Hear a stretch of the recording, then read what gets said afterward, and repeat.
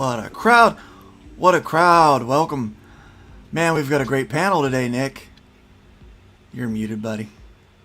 Man, we've got a great crowd. We've got a great panel today, buddy. Yeah, what a great crowd. What's funny is you read my lips perfectly. That's great because I was just look at this great crew. Yeah, look, we got Glenn and we got Zam. We got Bonsart. Bonsart Bokal. I mean, Bonsart's here today. What time is it there What time is it there in your part of the world, Bonsart? Good day. Yeah. What time is it? What time is it over there? It's 3 p.m. here. 3 p.m. We're having a little trouble with your audio. You might want to check your. It's static. Got some staticky. Yeah, some artifacts to it there.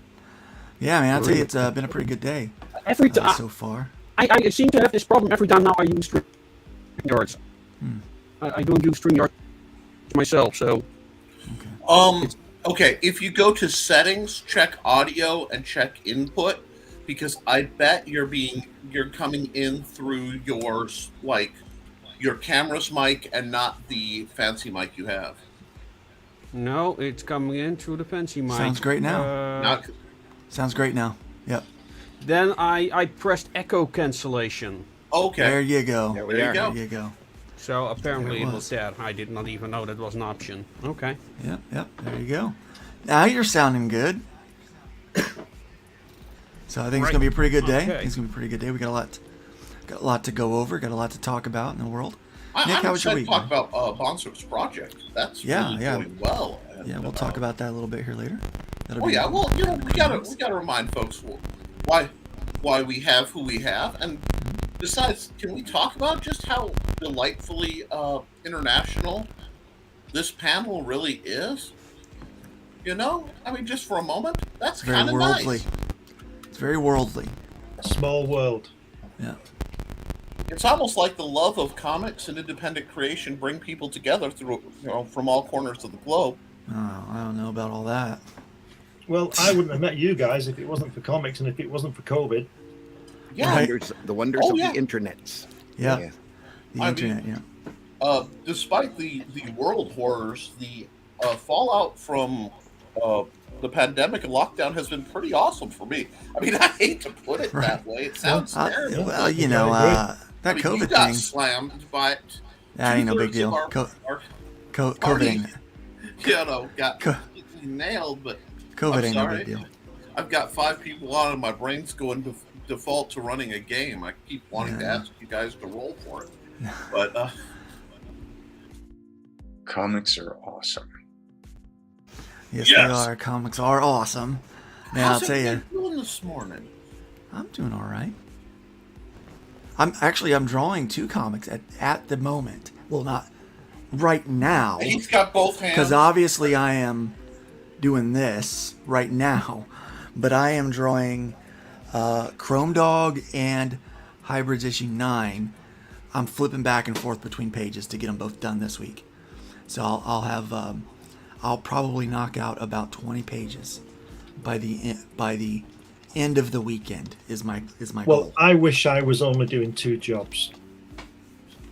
I'm doing about six. Yeah. I'm finishing off Hatch. I'm drawing the next Hatch after that one. I'm writing 2 science fiction novels. I'm writing an autobiographical 1977. I'm making trying to get some time to make a documentary about my visits to Easter Island and the film I took there. I got 6 hours of film to edit down. Yeah, he's got all that Easter. He's got the egg hunt he went to. Yeah. So and other things. You know, I've got some portraits to do with the grandkids and all that kind of thing. Yeah. So I'm quite busy. Yeah. I got some other client work. I just wish somebody give me some money for doing all this. You know. Oh, there you go. Yeah, I got a. All right, folks. So here's the deal. Do you have a PayPal or something that we can shamelessly Let's take up an offering for Reverend Glenn.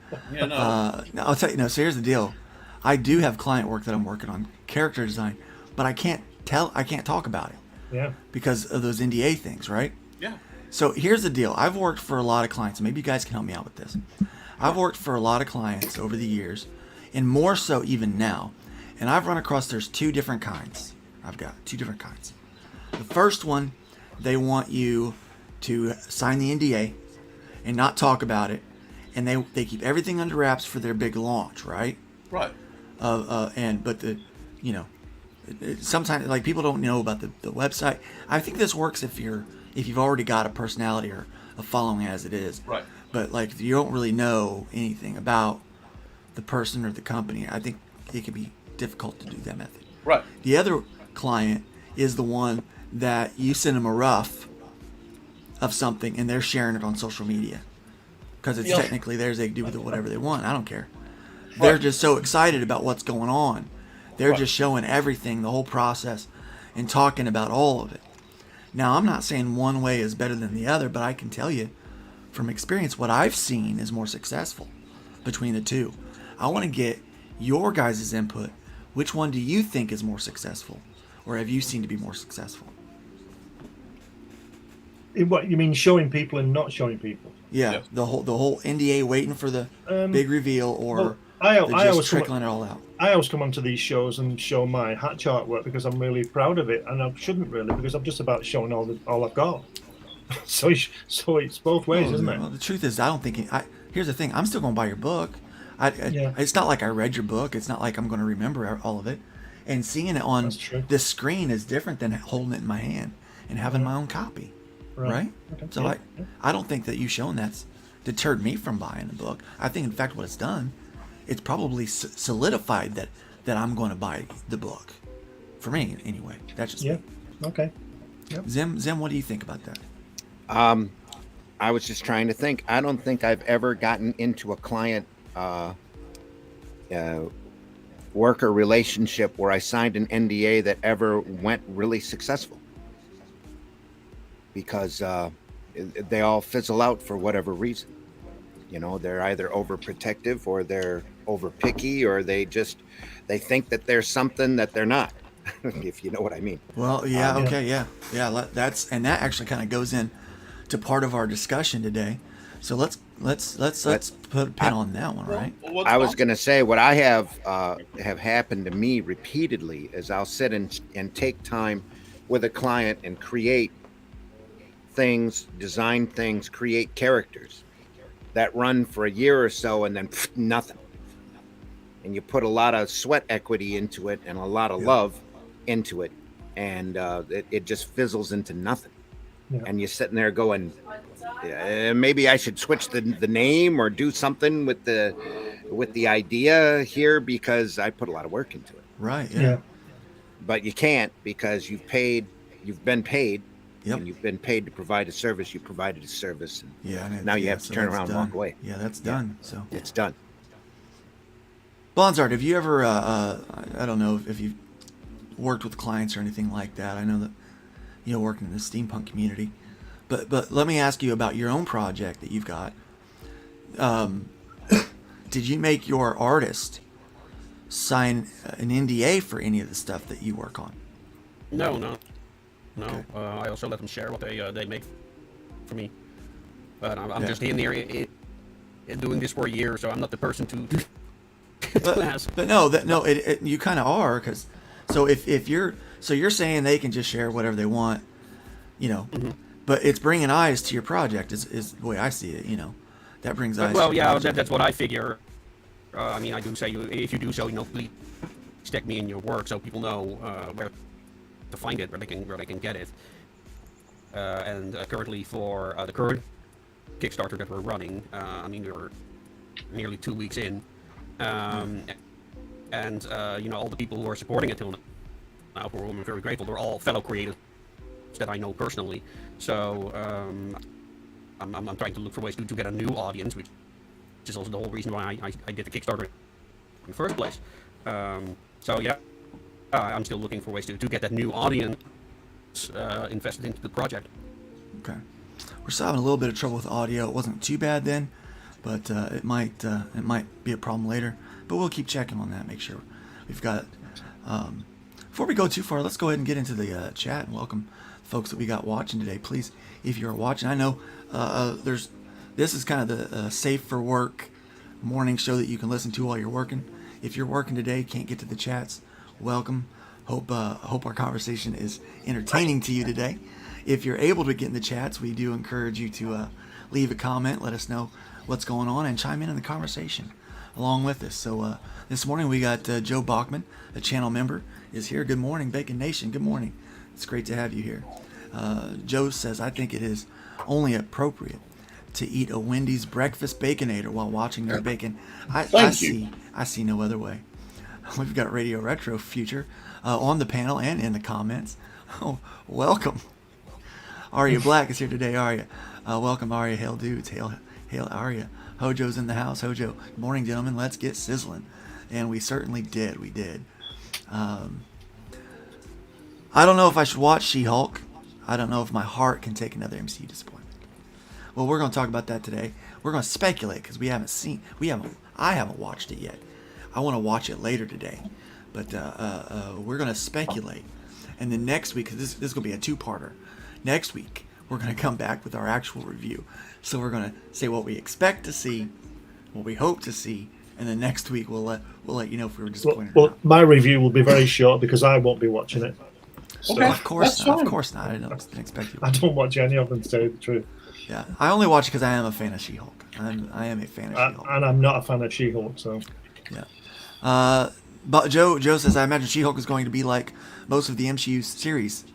If you can get through the first couple of episodes, the rest will probably be good. I'm afraid that's going to be the thing, but I'm only going to give it for 20 minutes. I'm not gonna waste any more time than that. Well, that's the first episode. Is it only 20 minutes long? They're only half-hour shows. Half-hour shows? Okay. Yeah. Well, I can make it through the first one then, I guess. Hail the Bacon from Pedro Ang. Welcome. What happened to the Eternals? Not the Eternals. The Inhumans TV thing. What happened? With that got axed. Yeah. It was an amazing piece of confusion. Because the only thing I saw from it was that they cut Medusa's hair off, which is like not having Johnny Storm burst into flame, isn't it? Well, that was part of the problem. Was it's only part of it. Well, that's about as far as any diehard fan got. Well, here's the problem, and it goes into one of the first things people are saying when they say they see the previews of She-Hulk. Well, the effects aren't that good. The TV shows don't have movie effects budgets, so what you're seeing is many times it's the same actor. Mark Ruffalo's going to be appearing in She-Hulk, but they don't have the CGI budget, and they don't have the effects budget to consistently do like they did for the multi-million-dollar movies. So it set our expectations, I think, perhaps a little unjustly high. And I don't know if it's that they don't have the budget; it's that they won't put the money into it because they're afraid it's not going to make any money. The showmakers don't have the budget. Was it a spoof? Was it a spoof when I saw the Hulk doing yoga? No, that's real. So they've got the Hulk doing yoga. Yeah. Well, I understand this series to be tongue in cheek. But again, if you go back to the first Avengers movie, when Black Widow walks in on Banner, he's in hard meditation. Yeah. So he's trying to contain his anger. Yeah, I can cope with that. I can cope with Banner doing it, but not the Hulk. I know Hulk and Banner have merged in the later Avengers. One entity through the Right, process of the movies. You got to remember, Marvel is really great about restarts and what ifs and playing with canon. The storyline, once you get past the Kirby era, really starts to become malleable. I'm not saying it's good, I'm not saying it's bad, but I'm saying it's very much the trend. Lots of resets, lots of how can we twist this a different way. I'll tell you, I think Marvel and DC both are king of the reboots. Because they can't maintain when you have human lifespan characters and you have a property over 100 years, or let's be honest, over 60, having them be super heroic for 60 years starts to become very problematic. You either have to age out characters who are making you money for the sake of integrity to a believable storyline, which they used to do to a bit. They weaned out some. That's why you have breaks between Golden Age and Silver Age. But So they're trying to get me to believe a storyline where a guy turned into a green giant, and they're worried that I'm going to say this guy's 60 years old. Why is he running so Yes, fast? yes, You know, because It's like he's a giant. He's a green giant. I'm not worried about it that. doesn't matter. American culture worships youth. This No, is I mean, part of the let's stupidity. Let's get real Yeah. on this. I read that the MASH, the Yes. Korean War thing, that Yes. series actually lasted twice as long as the Korean War. Yes. It did. Yeah, but that's Yeah. only in terms of being on every week for half an hour. Mhm. That's Yes. what's all those half an hours? It's about 14 weeks, Yeah. and Yeah. the Korean War lasted for 3 years. So Yeah. it didn't last longer than the Korean War, if you understand what I mean. Right. Yeah. Right. It's, it was shown longer, but so just do that. Have Well, it. Have it. Time is all relative. These comic companies are stuck in a bad conundrum. Yeah. They've got icons, they've got brands that they want to sell, they've got symbols that they want to push out and merchandise. But at the same time, everyone's crying, apparently, or they think everyone's crying for realism.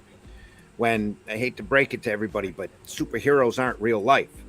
Right. They're running to a Damn. fantasy world. These characters don't have to age Yeah. if they don't want them to age. But in order to be realistic, they have to, go through all of these human problems, which means getting older. There's a reason why Hulk is one of my favorite characters. There's a reason why. Well- There's a reason why, like, comic books in general is where I go to. Because if I wanted reality TV, I just turn it on. Just Amen. turn You the know. news off. I don't a want great that. example of this is if you look at the Batman animated series and everything that built on it, because you have the Batman animated series that tied back to the Fleischman era Superman. And what you have is this bizarre setting, and it's great having Bonsart here because it's just a few beats past his bailiwick.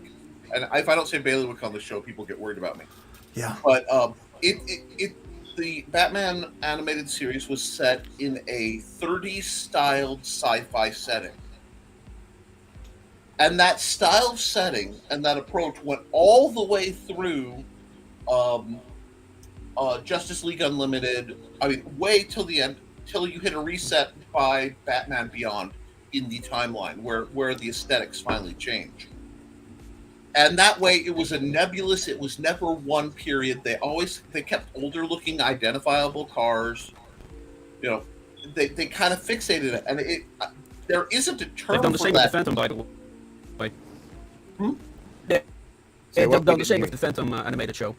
Yes, and by preserving the best of the past in aesthetics, the outfits, the music, and then the fun of the future, they negated a lot of that because at no point did you see something where you went, "Oh, that's a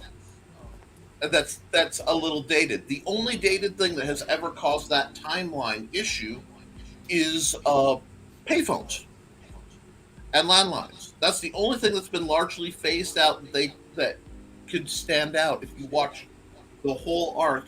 They handled that well. I wish Well, the there comic guy. There's another thing with the classic Batman TV show, and that is that they understood the aesthetic they were actually homaging, which was German Yes.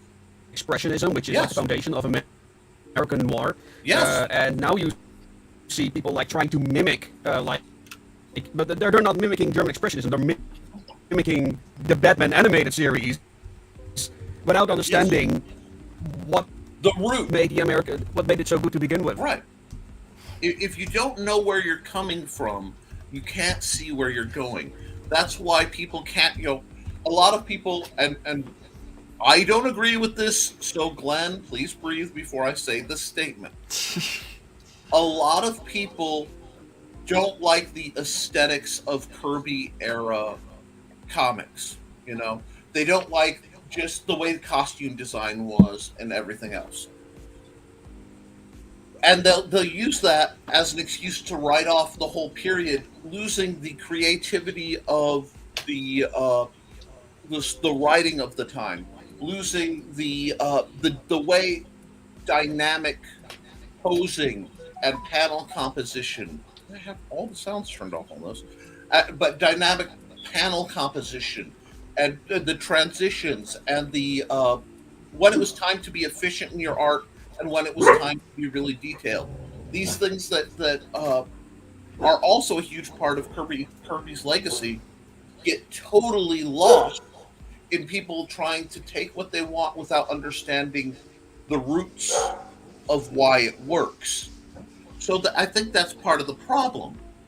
Now, if we Yeah. get back to She-Hulk for a second, Yeah, Dan Flanagan says episode 1 was fantastic, so he's seen it. what I think is, one, if you didn't like She-Hulk as the comics, you're not going to like She-Hulk now, because She-Hulk was a very old school feminist concept. In that, it was a powerful woman. Obviously, it was a female power fantasy. That's why she gets to be both, a superhero, muscular, fighting force of nature, and a highly educated lawyer. She gets both. Man, I gotta tell you, I read the comic books. I don't think when I was reading the comic books, I thought, oh wow, this is a feminist.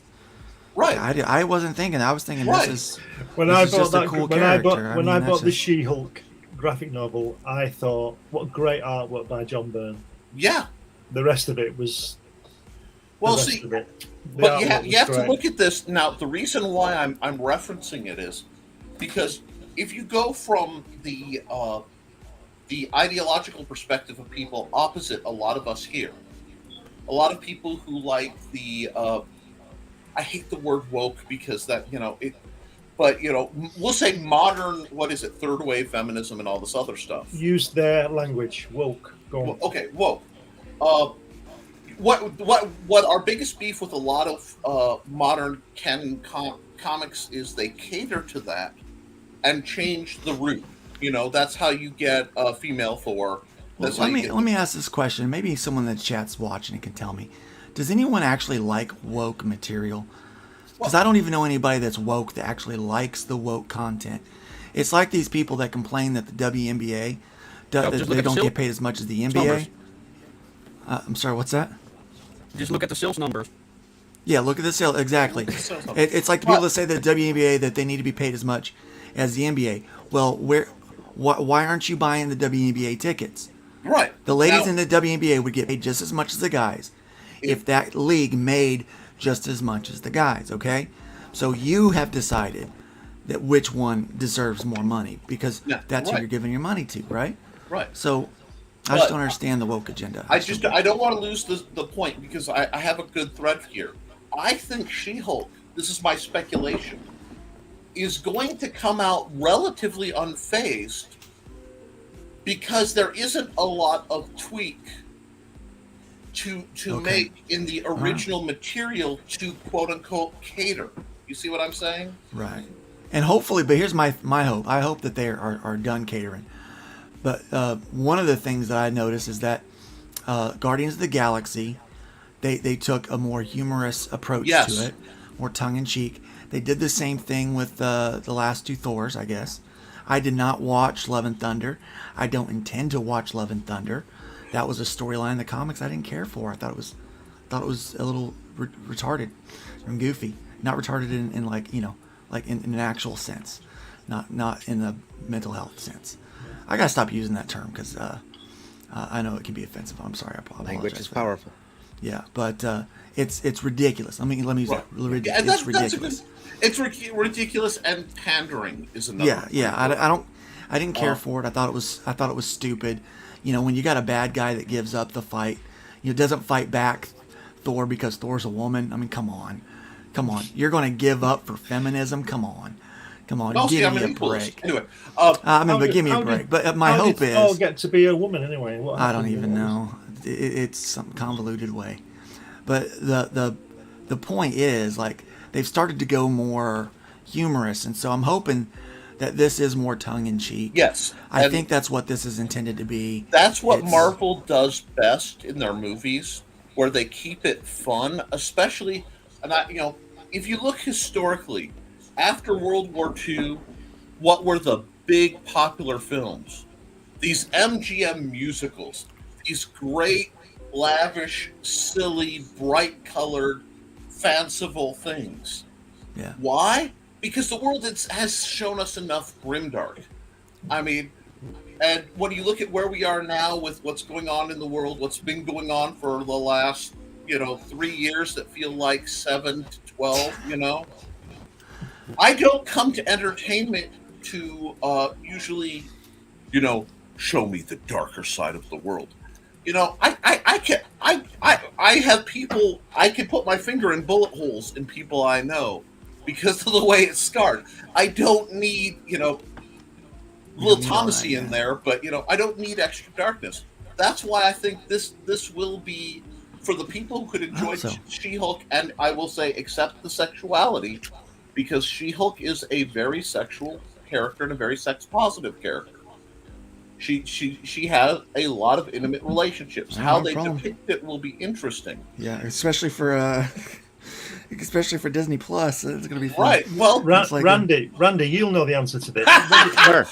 I'm so sorry. I'm so sorry. Talk about A Brit sex saying and- Randy a Brit saying after Randy. that just broke me for a moment. Please continue.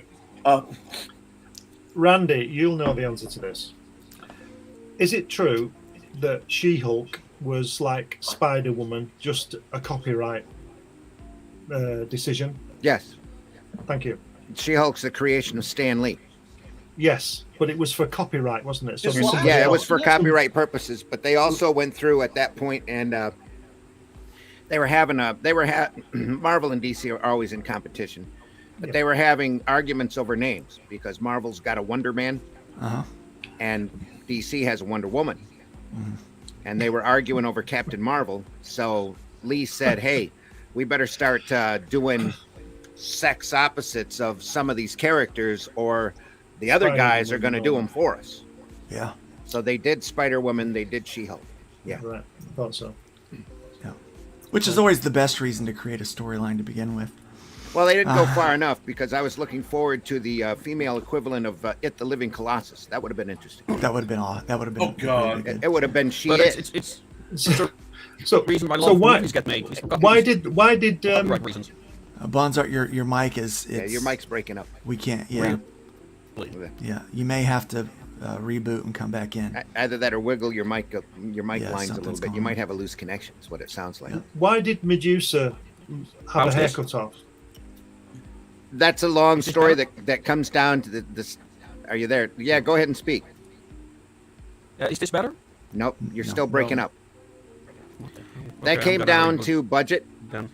because their budget was crimped, and they didn't want to animate Medusa's hair all the time. No, I didn't mean that. I mean in the story.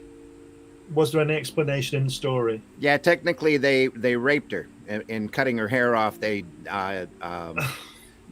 took away all of her power, which was stupid, because she has control over her hair follicles. Yeah. She should have just looked the guy in the eye, grew the thing Grew right her back, back. and But, punched but him. who did it? Maximus shaved her Right. head Yeah. as an act of basically to keep her powerless. Yeah, like Samson. It's like a reverse. Yeah, Samson like thing Sam. going on. Yeah. Well, they were thinking but they hadn't read the property. Is the problem? Yeah. Because They she just has they- control over her hair follicles. That's her power. She could have grown it right back without, Yep. Yep. Like I said, that the way that story should have gone is she should have grew it right back, looked mean at him, and punched him in the face. Yep. People Done- ask done me with why. People ask me why I don't watch these things. Yeah. Well, Well, you've got these big properties run by all of these small people. Yeah. And Yeah. a lot of them have their ego that gets in the way, and they have to put their own there it personal is. touch on it. There's without so doing the much ego. research. I'll tell you Can I- what. There's more ego in comics and entertainment. Can I just than digress we for need. 1 second? Have you Please heard of do. have you heard of a soccer club called Manchester United? Yes. Oh yeah. Right. Well, the Glazers, who are American people, they own that, and apparently they're bleeding the club dry. They're not putting any money in. They're not reinvesting. They're just taking money out. Right. I don't know. That's what it says on the paper. Right. Now, get this. This is to do with ego. Get this. Now, the supporters, the people who pay the money to go through the turnstile to watch the game on a Saturday afternoon, over here, I don't know whether it applies in America, but over here, supporters of a football club, they think it's their club. They think they own the club. Yeah. Now, I've been a football supporter. I've been to lots of games through my life. I've been playing in some games. and I know I never owned any piece of anything I did other than what I did on the pitch, right, or through the turnstile. Now, the latest thing is, I'll just make this short. The latest thing is this new guy's coming in. They think he's going to buy the club off the Glazers, and the chairman of the supporters club has said to him, right, this guy, he's going to buy it for $5 billion, right? And he's just come, and the chairman of the supporters club is saying that the only way that he can do a deal is if he allows the supporters to tell him how to run the club. Which is like going into the shop and buying a loaf of bread and the guy telling you what you can do with it, isn't it? Yeah, it's just madness. So this is like you've got about the egos in Marvel comics and things and Disney. They buy these fantastic properties and then they start telling everybody what to do, and it's always wrong and it doesn't work. So that's it. Yeah. Sorry. That's the same thinking that not all, but a lot of modern unions have here working in companies. When unionization first started, it was to give people human living conditions, and it's since evolved out into collective bargaining and everything else, getting just outrageous time off. It started out as a social justice. Yes, same here. No, if you take that term literally, not if you take the term as it's been mutated into now. Yeah, but taking it literally. Bonsart, can you do a vocal test? Hello, test. Much better. Okay. And if it keeps going, you might need to turn off Discord. You may have to I sign don't out. have Discord on at the moment. We're having a slight echo too. Yeah, you might need to put in. But your audio is much better. Yeah, I think the mic is picking up. Let's see. Audio. And how? Now you're breaking up. Now it's breaking up again. Yeah. Yeah, this is a problem I only have with StreamYard for some reason.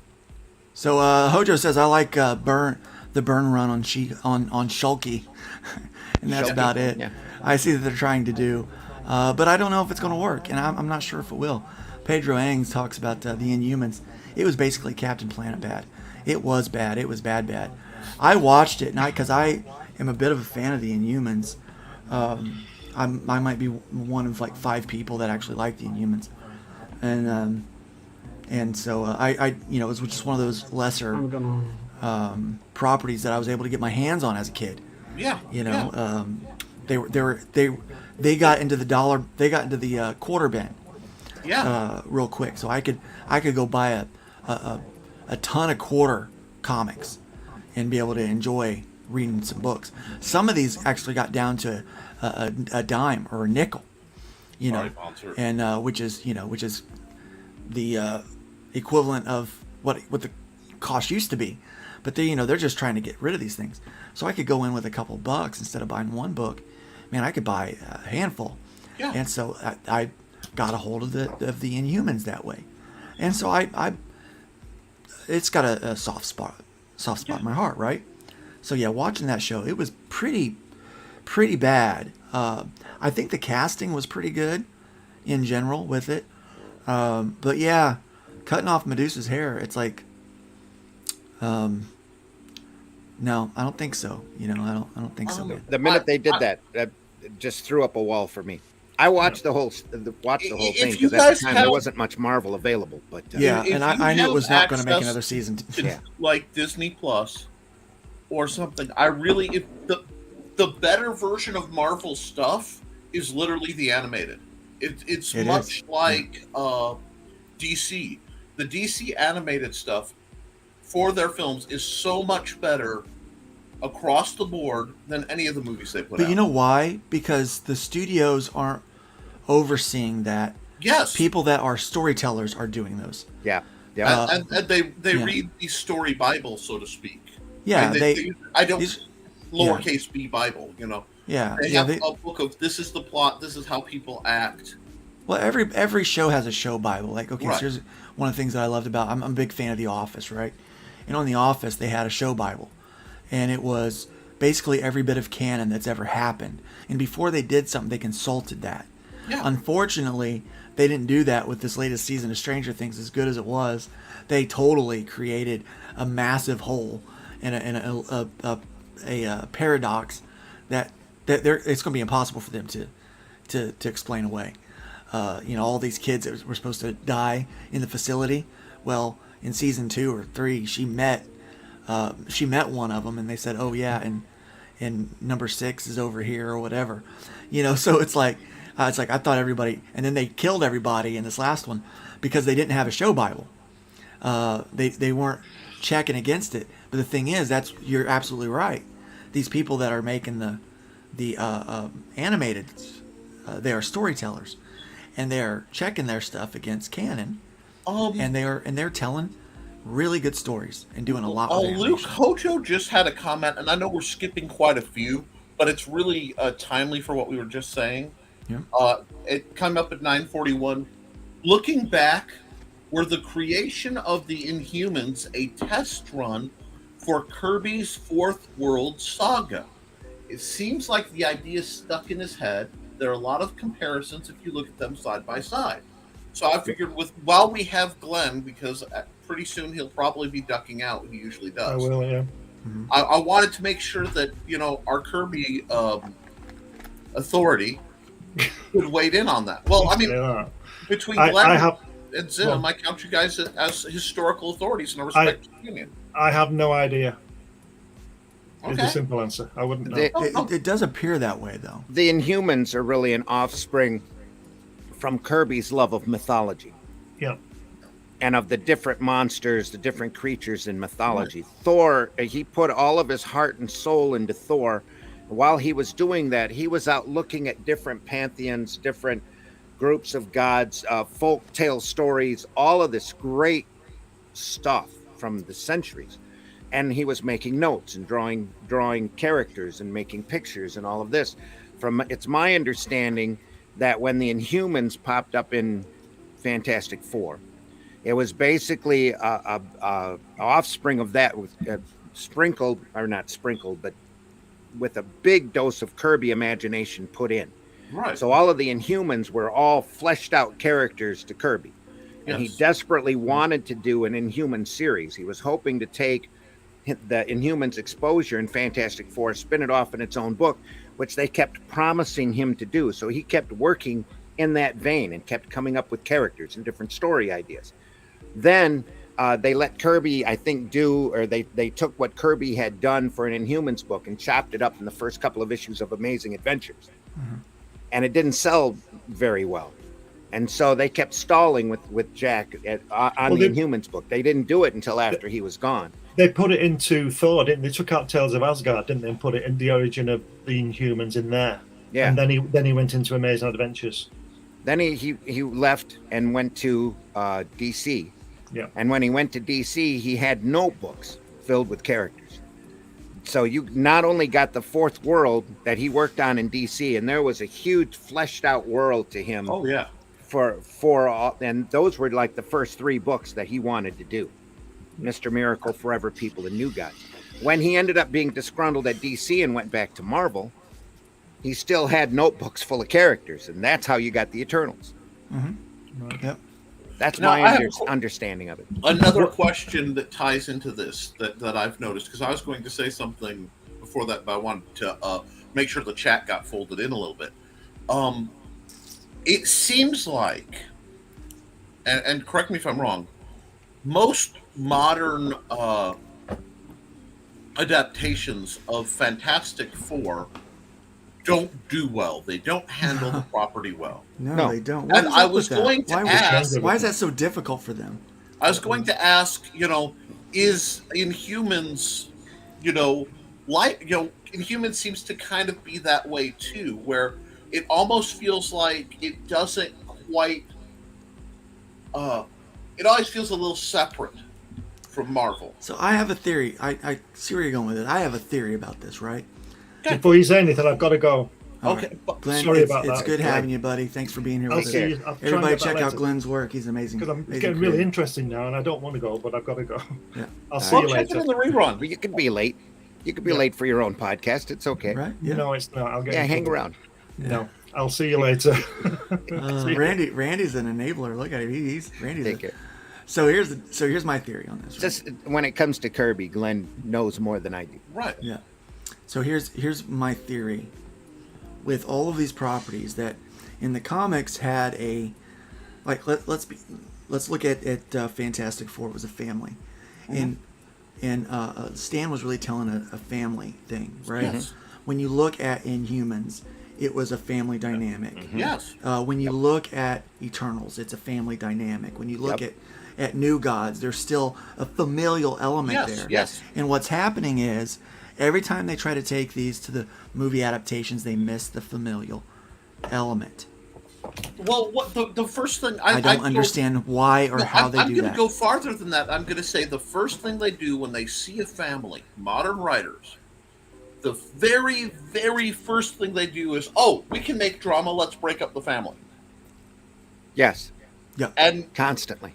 I mean, and it's never, deconstruction. It's like realistically, this is another one. How many married couples in comics stay married and don't have affairs?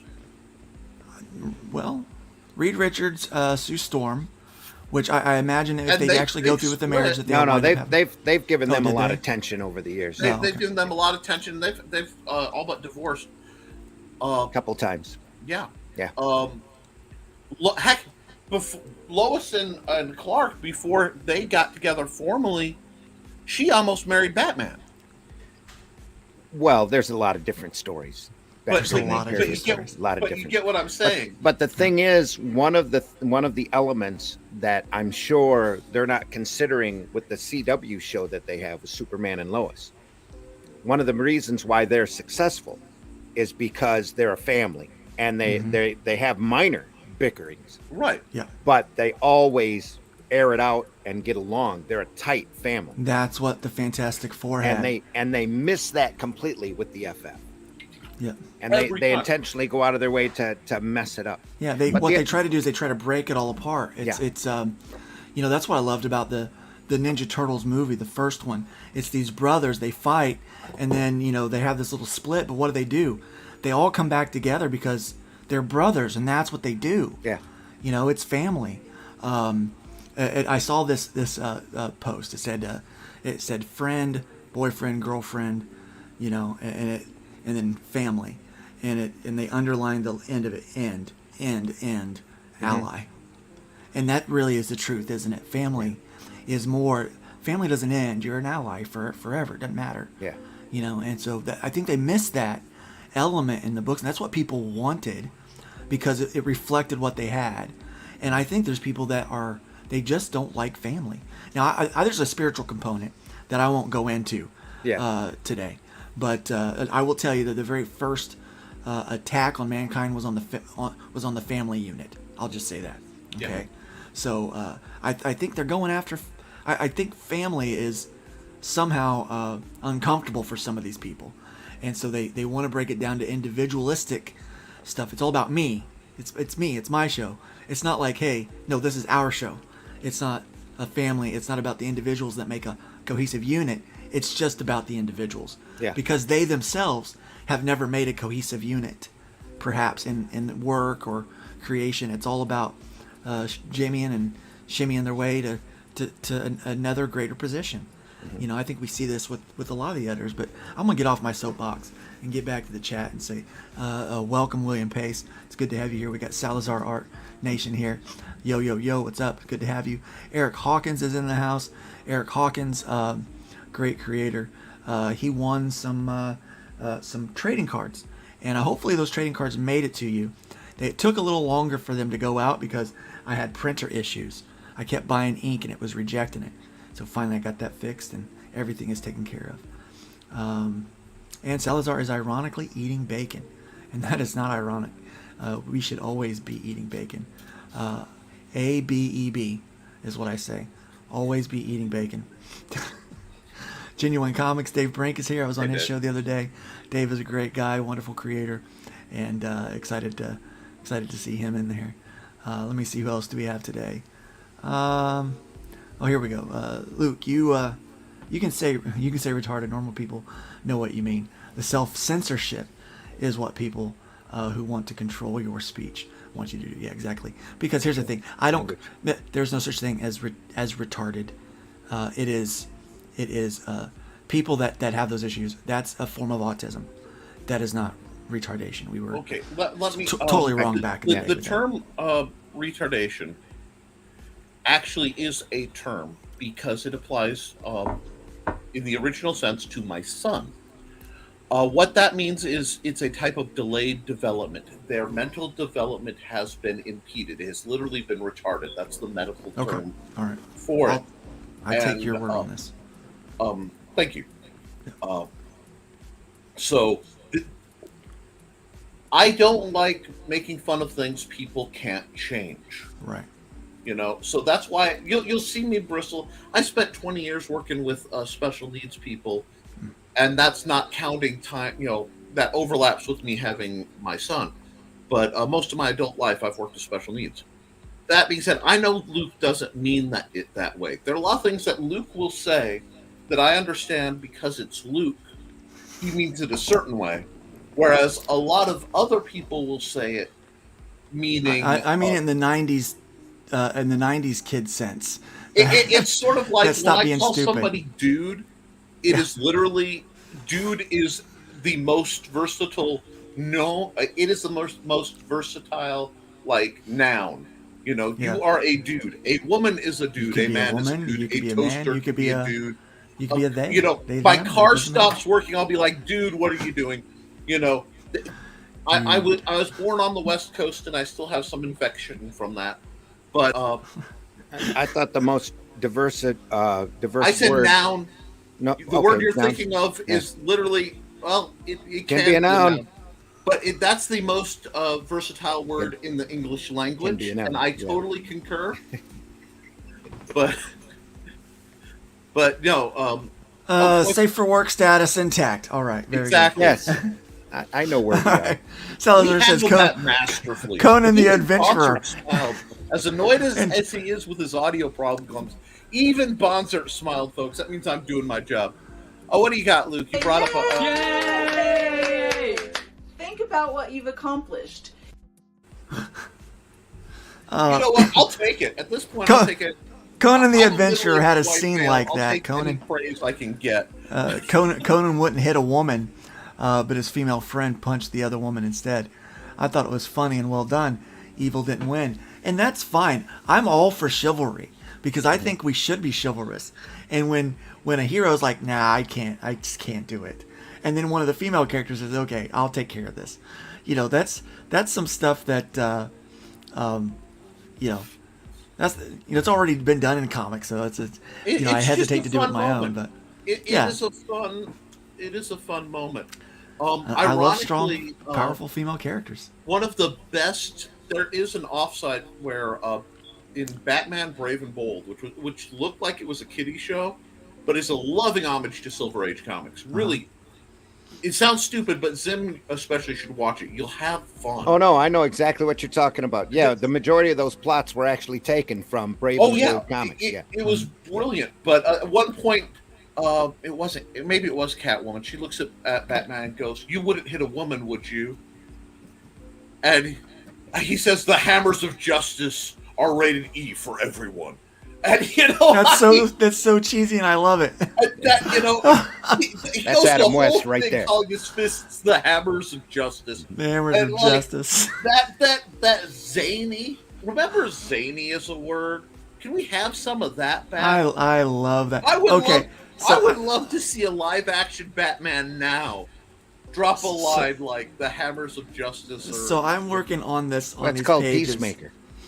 Yeah, it's Peacemaker. So I'm working on these pages for Chrome Dog by Justin Sweet. Okay, Yeah. and we've already revealed a couple of the pages and showed some stuff. We know that Chrome Dog dresses in this mascot uniform for his day job. Well, in the process, he's going to save. So he has to wind up fighting, and so he sheds all of his costume except for the giant head, right? But in the script, it was like he sheds everything, right? And I was like, can I leave the head on him? Because I thought about the humor of this like awesome like Absurdity? mechanical Yeah. dog guy fighting with this giant cartoon wolf head on, right? And just the comical aspect of that. And Justin and I are cut from the same cloth, I think, in that sense. And he was like, yeah, let's do it. That's great. So I'm drawing these pages, and I can't wait to get them done because it's fun and it's zany. Yeah. And there's like this end epic scene with Chrome Dog in all of his glory and this beat up cartoon head still on. You know, and I'm telling you, it's like this when he launches this thing. I can't wait for the full book. I mean, I can't wait to draw the rest of the thing because it's fun, and but that's the kind of stuff that you want to have in for me anyway. Yeah, that zaniness. But well, and it's a palate cleanser. Yes. I mean, look at it because I know what you've been working on, and we're talking NDAs earlier, and you know I operate like I have a rough NDA because I have a lot of spoilers in my head. Not all of them, but I have most of the spoilers. Yeah.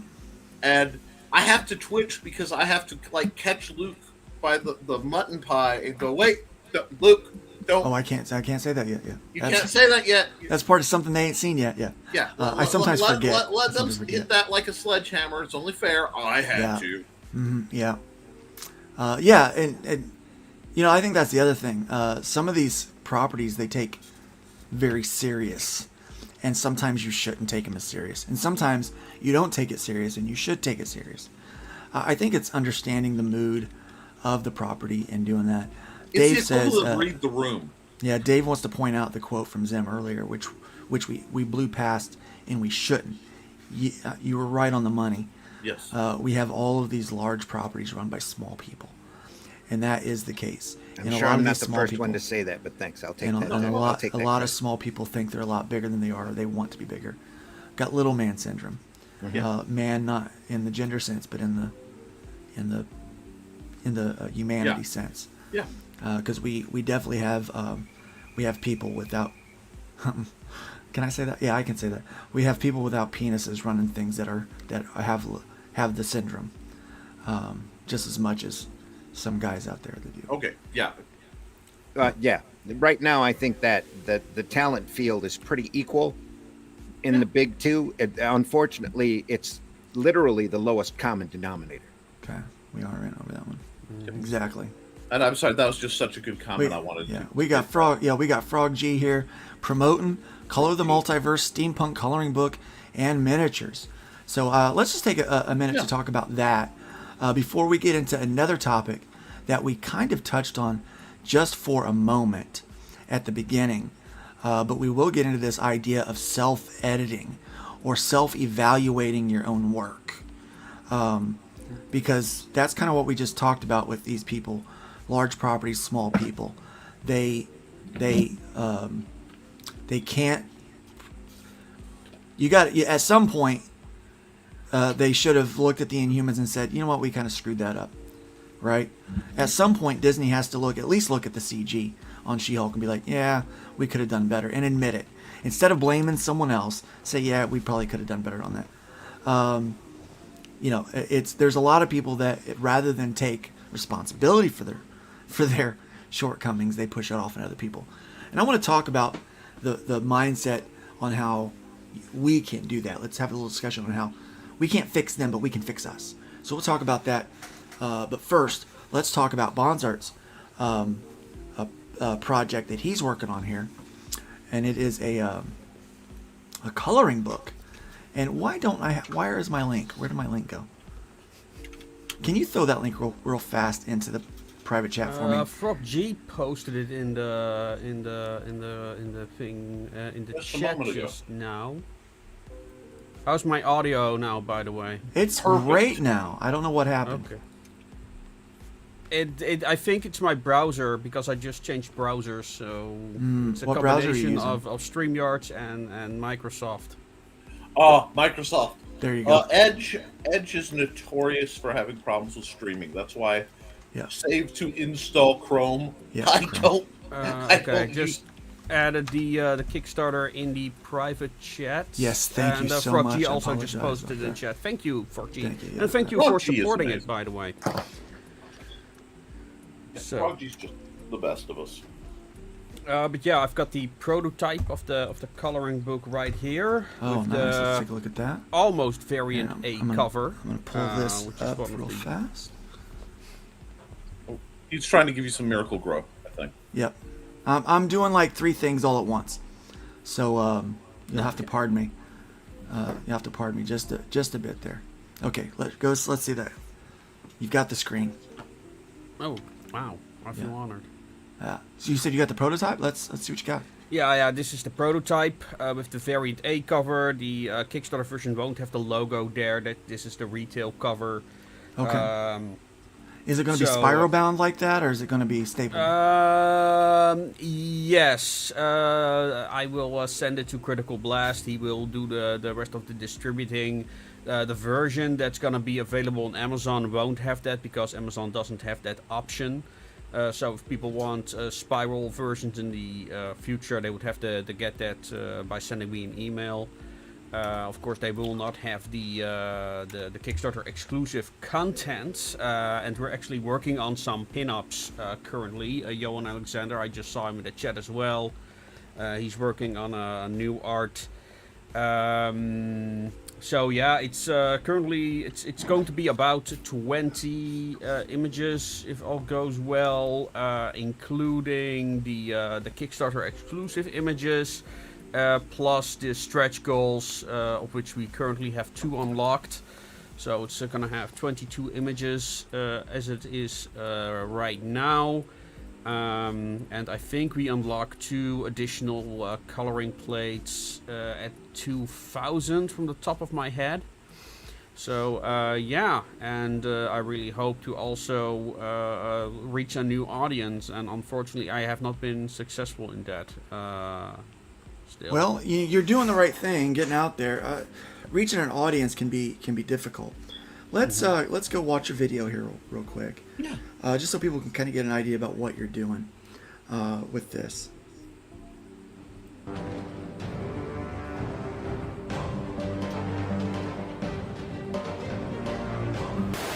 Good day, I'm Bonsart Bokal of Radio Retro Future. This coloring book is our first project funded through Kickstarter. Although the main focus of this campaign is on the coloring book, this crowdfunder also serves as a launching platform for a multiverse of adventure and cosmic mystery that I call the Association of Ishtar. The Association of Ishtar started as a collection of short stories set in a universe of adventure and cosmic mysteries. Last year we produced our first book, The Wrench in the Machine, and its companion comic, S36, The Call Girl. We'll hope you pledge to this Kickstarter so we can expand this series and its multiverse into other media. Not interested in coloring, we also included our very That's a first heck of a shot, miniatures, like these 35mm gaming figures and these wonderful bookends. Every character and scene are based on some of my stories and drawn by various independent artists like Johan Alexander, Jim Beckman, and many more who have contributed their talent to bring this world to life.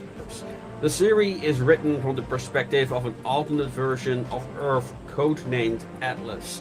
What's so special about this world is that since the time of Napoleon there are gateways called rifts opening up leading to alternate Earths. Most of these worlds are pretty harmless, but some contain civilizations and even alien beings. The Association of Ishtar is a clandestine organization which explores these worlds to assess the threat they pose. However, the series is not just about adventurers visiting alien worlds. It's also about how the multiverse is affecting the world of Atlas and how it is changing as a result of alien invasion and futuristic technologies making their way into daily life. I instructed my artist to draw as historically correct as possible for the 1870s. So when you see something futuristic in an image, you know there's going to be a story behind it, which are all freely available on our website. And with that, ladies and gentlemen, I want to welcome you to our multiverse. Please start exploring on www.associationofishtar.com and be free to join our Discord. And, as always, make it your way. Very cool. So this is just launching something that's even bigger. So this is not just a coloring book. This is just an introduction into the universe that you're building. Yes. But there is also, because a lot of people don't seem to know, we also offer the first novel and comic as well. And the first novel is really written as an introduction to the series, from the perspective of somebody who's unfamiliar with what's going on, unaware of the conspiracy called the Wrench in the Machine. Okay, so it's the true number one. Like that's the real starting point. Not in terms of lore, but really, as a for a reader's guide to the series of short stories that are on the website, explaining the concepts and what's going on in this world and how the world is. Oh no, not you. I wanted to. I just wanted to stop because I want to comment on that image in just a second. But Bonsart, please continue. But yeah, I was about finished. So it's not just about guys visiting other worlds. It's also about this world that's affected by all these rifts opening up, and how it's changing the world. And I'm working towards something that I kind of like dubbed the Cataclysm, where there is this big event that just destroys like all the whole status quo, and basically just creates this almost BattleTech-esque situation where you've got like all these small nations at one end fighting each other, but also having to survive like all these aliens that are propping up everywhere due to the rifts. So it's gonna be like this huge, almost weird West setting set all over the world. Right. Nice.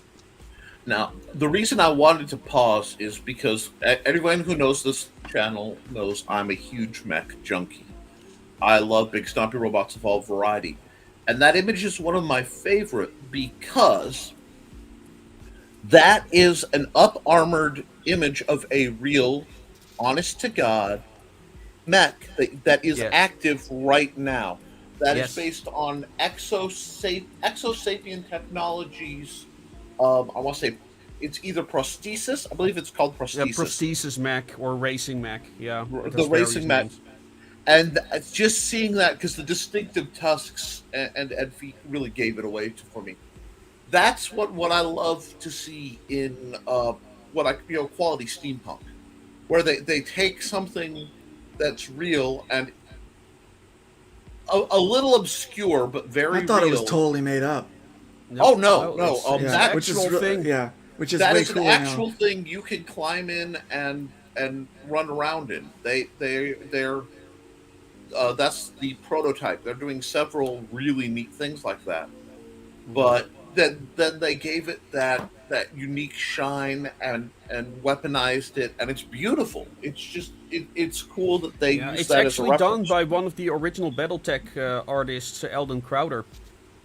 That's why it looks so familiar to me, because it just hit the button. That's really powerful company to be in the sci-fi art world. That is not that is a name of no small water, and I'm genuinely impressed. Yeah, I wasn't aware when I asked him to make it. I wasn't aware that he was so well known. I knew him from the Talks BattleTech series. Right. And so that's how I knew him, and I thought he was just a BattleTech fan, but apparently like he's one of their main artists who actually makes their covers and stuff. Yeah. Well, sometimes that bit of ignorance helps out in removing the fanboy, so that you can actually talk to them like human beings, and get the and get the commission, basically. Yeah. So that kind of worked out, I guess, didn't it? Yeah. Yeah. So you've got 26 backers. You've raised in U.S. dollars $1,282. You've got 15 days left to go. You know what, guys? Bacon Nation, let's throw a little bit of help on this thing. I want you guys to grab the link, share the link, but go ahead and consider backing this thing. Look, you can get a it's your price points are fairly low. So the basic pledge, the €15 pledge is just the digital version, but it allows you to print as many as you want. Then you've got the 25 one, which includes both the physical and digital version with the variant covers. We have a coloring contest. Unfortunately, I don't have any submissions yet, but I have some people saying that they're working on it, so I hope to receive some soon, because I'd like to have some demonstrations. But the variant C cover is a coloring contest that people can partake in, and there is also a money prize involved with that as well.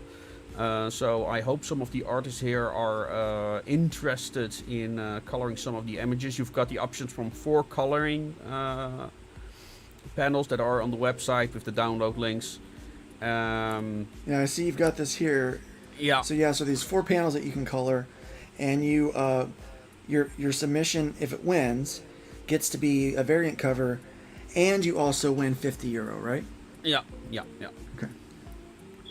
Which is really not a bad amount of money. No, I thought it was fair. Like I don't pay that much for coloring the art now, so it was not okay. Just the basic price of a little extra for incentive, and there are each of those 4 are beautiful pieces of art.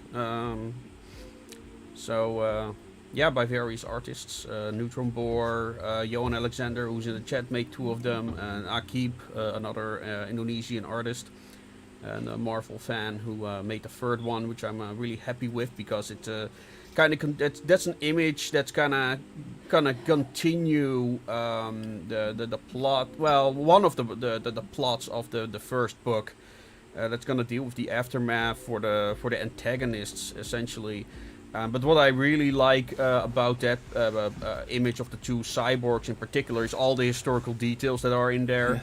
I have, like, when I commission art for the series, if you are interested in doing art for the series, let me know. Maybe we can discuss something. I have a rule that everything needs to look like about 90% historical. So the science fiction elements really pop out. Like we've done with the Mac, for instance. Mm-hmm. And so that's really the thing. That's a nice bit of detail that you're paying attention to for the readers, that it's going to be mostly historical. I think maybe a casual reader like me probably wouldn't notice that as much, but someone that's really into history and mechs like Nick, I know they appreciate that. But I think, the way you describe the story and what's going on, I think it's something that not just, the people that are really into it. I think this is a broader audience would enjoy this. I get, I don't have much viewers, because we also have videos of this series, and I'm looking into people who want to help me edit this, so I can pump out more videos in general. I have these guidelines for all my artists, and this elaborate. I always have these elaborate documents with examples. So I don't know exactly what this look like, but here are your parameters, so to speak. And the idea originally was that other writers can also insert their own steampunk worlds and ideas into the series. That's the whole reason why it is a multiverse in the first place. But it allows, to have all these variations, all these various aesthetics, and if you don't have a story that's suitable for the main world called Atlas, as a code name, it's all Earth, it's all alternate history. For those who are not familiar, somebody asked me if I am Radio Retro Future. Yes, that's me, on YouTube. And I have the Steampunk Beginner's Guide there, and for my definition of steampunk literature, because steampunk is more than just one thing, it's actually describes several things. But for the literature, I defined it as cyberpunk in the past, and especially in the Wrench in the Machine, I dialed that to 11, as the name for those who are into sci-fi already implies. And I wasn't entirely sure where I was going with that, but. Okay. I do the same thing. Sometimes I start a sentence without really knowing where it's going to go. Having been on a few shows, you're kind of like a top. You pull the string and let you go till you run out of momentum, and then we pull the string again, and that's okay. No, this is a wonderful world, and it's one of those that I'm enjoying watch happen the organic process. I've done coloring books in the past, limited runs, not online. So seeing how somebody else does it is really, again, it's fascinating, and it's a different thing. Yeah, I like the idea of being able to Yeah. isolate. So yeah, let's. We've I gotten some don't know. comments about. So let's go to some of those. Yeah. Yeah. Past Master Dan likes the idea of being able to isolate the page with the spiral bound, which is That's really just cool. going to be the Kickstarter version or the one that you buy from me personally on a later date. And I do probably need to inform you that there is a whole Kickstarter versus Indiegogo thing, where there are some people that will use one platform over preference versus the other. Then there's some people that will refuse to use a platform over the other because of past experience with those platforms. And so there are it some kinda goes- people building their own platforms Some people who are building being their own too platform. humble about it right now, but have to remember to plug their stuff. Yeah. Hashtag always promote. Yeah, How you doing? but that's the. So you might want to think about, after this is done, maybe sending it over to Indiegogo and having an Indiegogo exclusive version as well. Just a suggestion that might help you get a little more audience, because honestly, both platforms have two separate audiences, and so there's a little bit of overlap, but for the most part, it's tribalized a little bit, unfortunately. But it's people that like a platform versus another. It's preference, a preferential. Some people like Twitter over Facebook. Some people like Facebook over Twitter. You can't win unless you run both platforms. You kind of got to be everywhere. But yeah, so that's pretty good. We do have, let me see. Yeah, Pastor Dan asked if you're Radio Retro Future. Yes, he is, and Agent Zero is here. I was just talking about Agent Zero and the Chrome Dog series that I'm working on right now. Oh man, this is so cool. I hope you'll support it. Yeah, definitely good. It really is. It's a great project I've known about for some time, and I really want folks to get behind that. And get behind Hybrid's Trash Day, the remastered volume. Yeah. One. Frog G is he's there with the he's there with the links, man. He's like, oh Yeah, did you he's mention- also supporting the Kickstarter, so be like Frog G and be like throw some pledges. be like Frog G and back this today. So so you've got 26 backers now. Oh, I'd like really? to see a Doesn't- couple of them. A couple of them let's pop in see. there. I just see 26 at the moment. But Yeah, so maybe you got let's 26 look. backers now. I'd like to see somebody jump on this project before we end out the show today. But so normally we would end with the guest and what you're selling, what you're doing. But I wanted to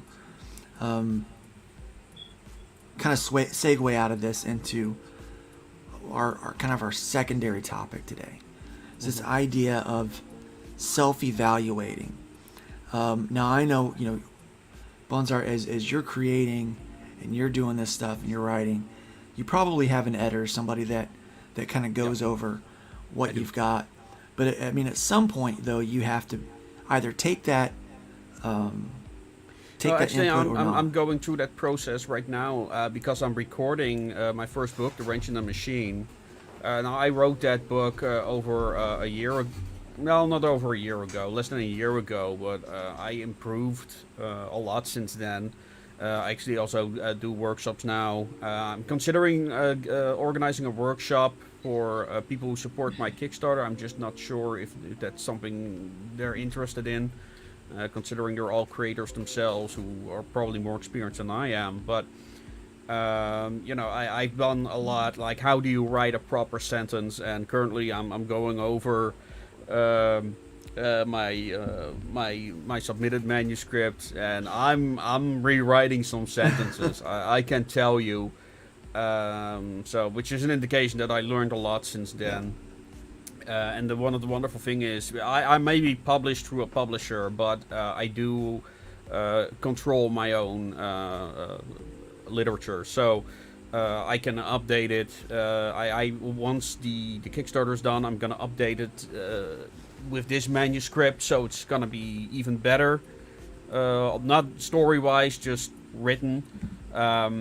And it's also going to include the Kickstarter exclusive pin-ups that we're working on.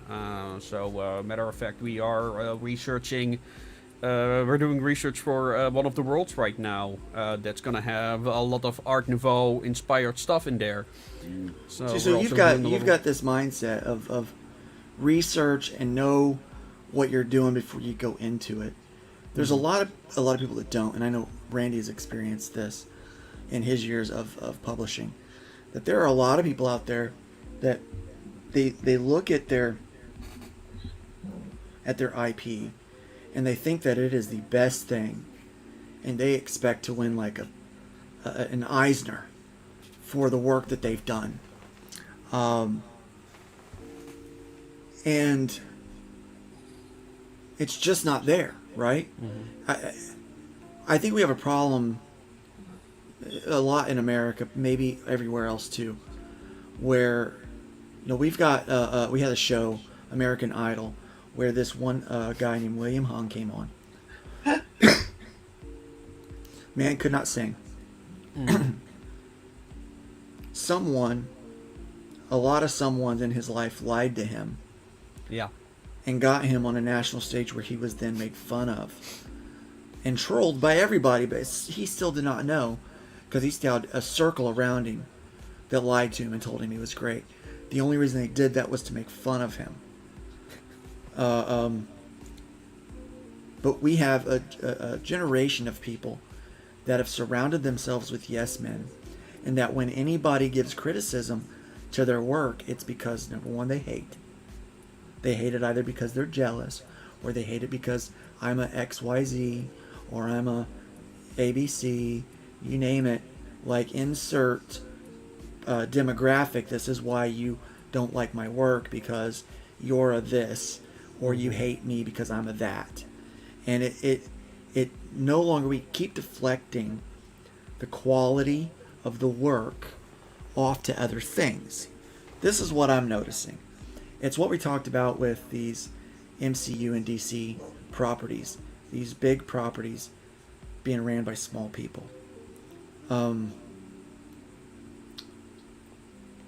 Is this a new problem, Randy, or is this something that you've seen in your years as being consistent? I think it's an erosion over time, because those big properties were big because the people made them, the talent on them made them big. But not the properties. Let's talk about independent. That attitude of kind of almost an entitlement, or they don't want criticism. They don't take the criticism, the editorial stuff.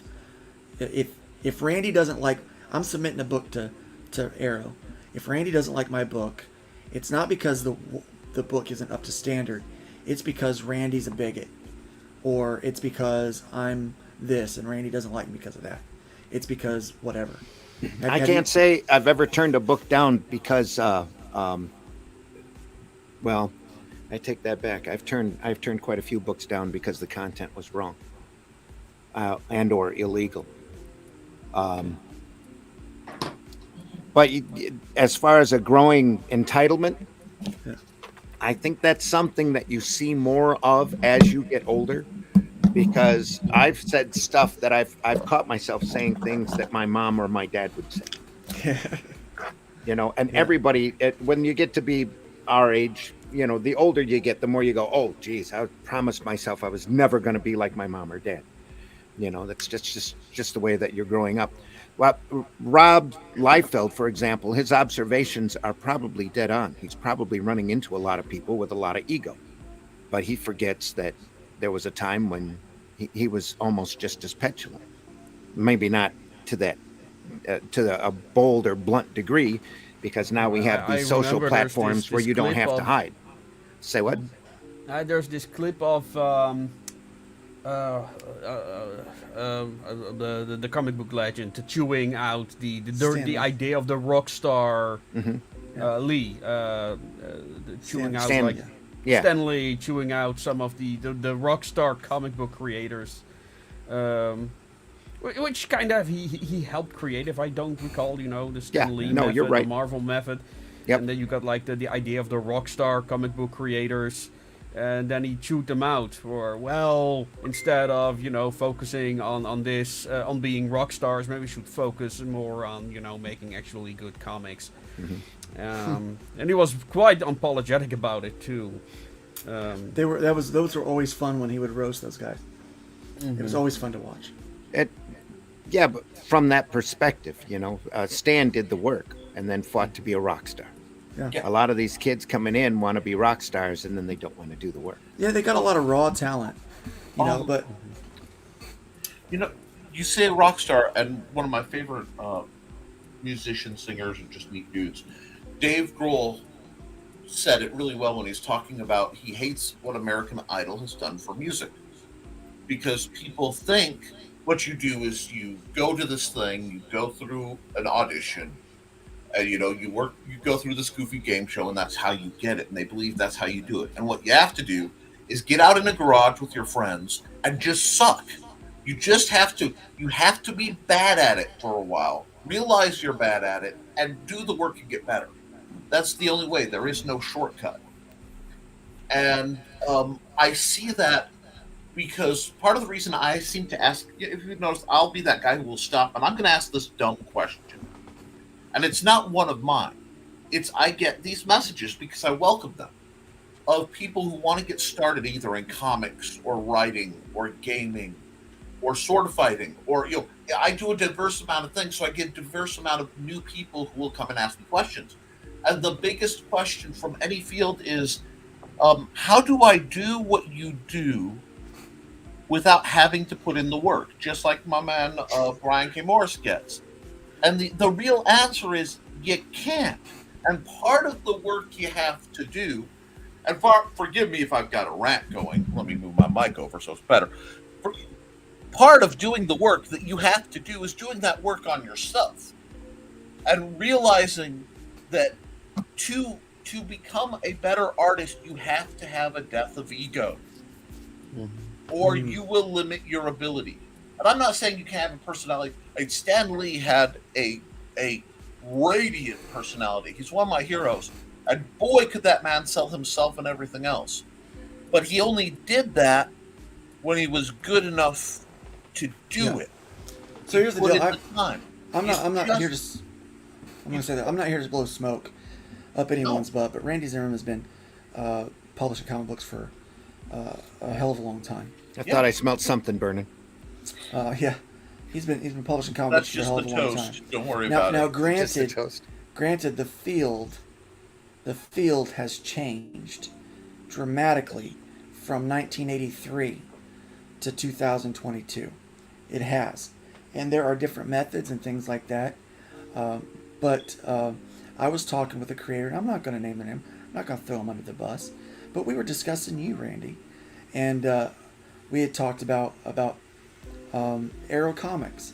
When you were talking about bringing Arrow Comics back, I had this conversation with someone.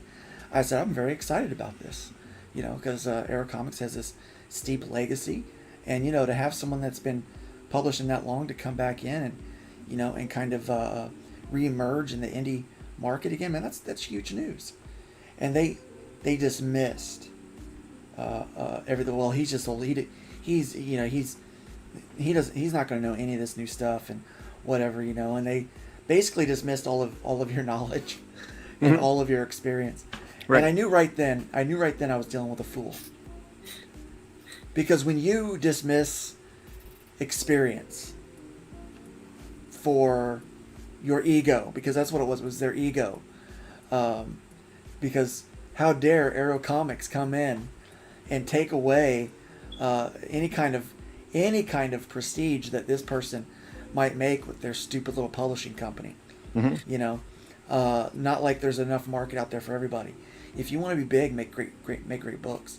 I'm pretty sure I know who you're talking about. The feeling's exactly mutual. Yeah. But everybody, and I've said this on the cast before. Everybody when they first come in thinks that they know everything. It's just like being a teenager and arguing with your parents. You think you know everything, and that they're wrong. They're just wrong. But you get a little experience under your belt. You get some water under your bridge, and you realize you're able to sit back and look. Most people are, not everybody, but most people, and see. Oh, well, this was like this, and they were right all along, and all of that. It takes experience. It takes humility. It takes chasing off Maturity. That's the word that I'm looking for. Yeah. Takes a little maturity. You know, I right now I think in indie comics, I hate using indie, in the creator-owned field, okay, of entertainment, not just comic books, but games, movies, all that kind of stuff. I see a serious lack of self-evaluation where people will produce clearly subpar material. It doesn't have to be, and here's the thing, it's not a personal attack. It doesn't have to be subpar. It could be perfectly par, or above. It could be amazing property if they could take even a little bit of direction. But what happens is there's all these people in the independent realm of creation that don't want to listen to anyone. They want to do it their way. They refuse to take any kind of advice. If you have a critique about their property, it's your problem, not their problem. It's in some way it comes to some kind of injustice. Yeah. We see this all the time in independent comic books. I expected that it would only stay there until it didn't. Well, one of the reasons why I love doing podcasts like this is because I see a severe lack of education out there. And a lot of times, especially now, thanks to social media, where you don't have to have a valve, you're not dealing with people actually face to face, you get more emboldened. You see a lot more of that impetulance out there, when really all they need to know is, or need to get, is an education about the history, and some respect about the art form, you know. Yeah. That's the big, and that's why I love doing these podcasts, because you get to inform people, you get to talk to them. I've got experience. I want to share that experience. I love sharing that experience. I know I've read a lot about the history. I love the history. And Nick's the same way about the subjects that he's passionate about. Yeah. Loves to get up there and can talk all day. I can be on podcasts all day long. You ask me the right questions and we'll go. And So- what's great is he'll say, I don't know. You want to know the great measure for anybody looking, if somebody's spouting BS or if they really know what they're talking about. One of the best things is when you can hear somebody who's nobody knows everything on every topic. When they can stop and go, you know what? I don't know. This is going to be a short answer. Glenn, at one point, just went, I don't know. Yeah. Not my jam. I've heard you do that. That bumps respect. I've got better things to do with my creative juices than to make shit up, you know. Or, Exactly. excuse me, make stuff up. Sorry. But there are a lot of people who, when presented with something that they claim to know, and in the field, and a minutia comes up, they'll just flat out lie. Yeah. Or they'll get mad at you and try to divert from the question. We had a guy that was working as the youth leader. You don't call him a pastor for after a while. That's a term that's a title you earn. But they were the youth leader, and I popped in just to see how things were going, and one of the kids had asked a question, and clearly this guy had no idea what the answer was, and he makes up an answer. The answer was so off biblically. It was the exact opposite of what the Bible says, but it was his cultural opinion, and so he gave an answer as if he had some form of expertise from, some knowledge of what the scripture said about it. And so afterwards, I went up and talked to him. I said, "Look, I'm sending my wife to fix that problem because I got to fix this one." I said, "Dude, if you don't know the answer, don't make it up. I mean, for us, this is literally life and death. It's eternal life or eternal death, right? That's my faith. When I'm talking about these things, that's how important it is to me." And I said, you don't just pull this stuff out of your butt. This is, if you don't know, say, I don't know, I'll find out. And then find out, and then come back next week with the answer. Don't just pull it out of thin air. But you're right. There's a lot of people, they just pull crap out of the air. They just make stuff up. And the problem is no one's stopping them No. And now we've got this whole culture that it's like, when you criticize Marvel or DC for something that they do, well, it's because you're, it's because you're a bigot or you're straight white male or I don't know, whatever the thing is of the week people are upset about. And I think part of the best way to defend against that is to keep it topical.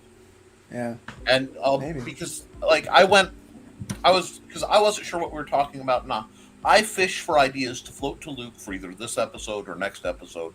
That's part of what I consider my job around here. And I started asking people, what artistic things, decisions you see in comics are your pet peeves? What do you see that really kind of sets your teeth on edge? And for me, it's when everybody looks the same. Because if Superman has the exact build as the guy pushing the shopping cart, which you see, Yeah. because They only know how to draw one kind of they only figure. know. Oh yeah. And it's even worse in women because they're in a lot of comics. The only way to draw an attractive woman is this very narrow. You never see We like talked a about short, Rob, curvy, yeah. attractive woman, or a tall, slender, attractive woman, or a muscular, attractive woman. It's like this, and everybody looks like these two models for the whole world, and it starts to really creep me out. And I know that sounds odd, but it's like, wow, you guys are so super that no one's fat in your world. You know what I mean? And I'm not saying I want to see. I'm not trying to do I want to see fat superheroes because representation and get really weird on it. Because that happens to representation. He legit because representation.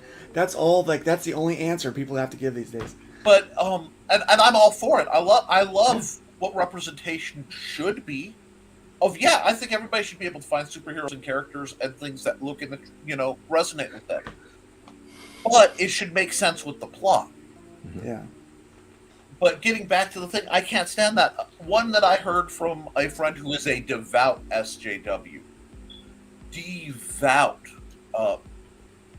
She's an out-of-the-closet lesbian. Devout SJW. Absolutely loves comics. Well, she can't stand women who fight in... That's flattering. Thank you, Hojo. Like, essentially lingerie as the character. Yeah. Not because, that she doesn't like it. She's literally attracted to that as an aesthetic. But she Does make a lot of understands the sense. logistics of, some of those superheroines, they got to be cast and tug, throw a punch, pull it back out. You know what I'm saying? And to me, I can see that to an extent as and that's always been a immersion breaker for me. I have never personally worn lingerie. I've gotten it from my wife, and I'll be honest with you, lingerie is not meant to be worn for very long. It is a temporary aesthetic so that you can. It's like a pre-wrapping because It is you the want what's wrapper on underneath. the Whopper, and I love me some It's- beef. Okay? Exactly, right? You do not fight crime in it. That's why I draw my women in unitards and leggings and sports bras because guess what? You can kick someone's butt in a sports bra and leggings. I've seen it happen. I've seen it happen. One of my biggest inspiration for doing character designs for women is looking at people like Gina Carano. Okay, how did she kick someone's butt in that? What was she wearing when she kicked so and so's butt, right? And I will say it, I do find it more believable when you have a character who is a physical character. When they look like a physical character and they Right. fight like their body type. Yeah. But now, before I get too far off your original topic, because we could go down this rabbit hole, and it's a delightful yeah. rabbit hole. The point is, if that's a problem, I'll say, I don't like this because this issue, and this issue. And if they attack, whatever, I just disregard it. It's like, my religion has nothing to do with me going, why don't they have pockets? Batman's greatest superpower no one wants to talk about is he has pockets. I'm stone serious. Think of how many other superheroes could do so much more if they had pockets. Heck, Peter Parker is constantly, my boy, and I love Peter when he's written right, is constantly having to web things to things or try to figure out how he's going to carry a MacGuffin. You know, like, oh, I have to fight, but one arm is holding the bomb. You know, It's yeah, like, I mean, come on. what? These guys do need some pockets. Maybe Get not some as many cargo- pouches get as some Liefeld spider puts on there. cargo shorts. So let's You talk know about what I'm saying? Liefeld for a second, okay? He does put a lot of pouches on there, right? Yeah. So there's plenty of space to carry things. But the other thing is, like, all of his faces look the same on Yes. men and women. And don't forget Liefeld disease. That's that they don't have eyes. Yeah. Yeah. I thought Liefeld disease was wide shoulders, small waist, real thin ankles. No, that's also a stereotype of him. But Liefeld disease that he does not draw the eyes in a lot of his splash pages. Yeah. So there's just these skin colored Slits. Yeah. slits. Yeah. Yeah, well, I stylistically I choose to not draw irises on some of my superheroes because they don't have irises. Like, that's the whole point. When their powers engage, they'll have irises, Yeah. and then their powers will engage. I haven't done it and they because I'm don't. lazy. No, Right, well, there you go. it is a great visual power up. Either they go glowing white or they all, the whole eye goes black. These are great. These are available on the Kickstarter, by the way. So Those are See, cool. there you go. You got to check that. That is cool. yeah, these I are don't even know the bookends. characters, and I There are like it. 2 of them. This one is another prototype. So yeah. Cool. Personally, I like this one better, but I'm surprised to hear a lot of them like this one as well. So Yeah, I like them both. They're both They're both really available. And the gaming miniatures for the gaming nerds. So they're sorry for interrupting, but I have not Oh, showed no. these off yet. Please do. So very nice. Those So, are yeah. great. Those are cool too. and there is one tier, one of the VIP tiers has them in 75mm for those who want to paint them in larger scale. So I don't even have those yet. So That's cool. And I like seeing the miniatures. I am waiting for the day that my boy Luke goes, well, we've done this with the game. It's time for the, Trash Man and the whole crew in proper RPG miniature We're scale. actually working on it. I want to see that. That's actually what's next.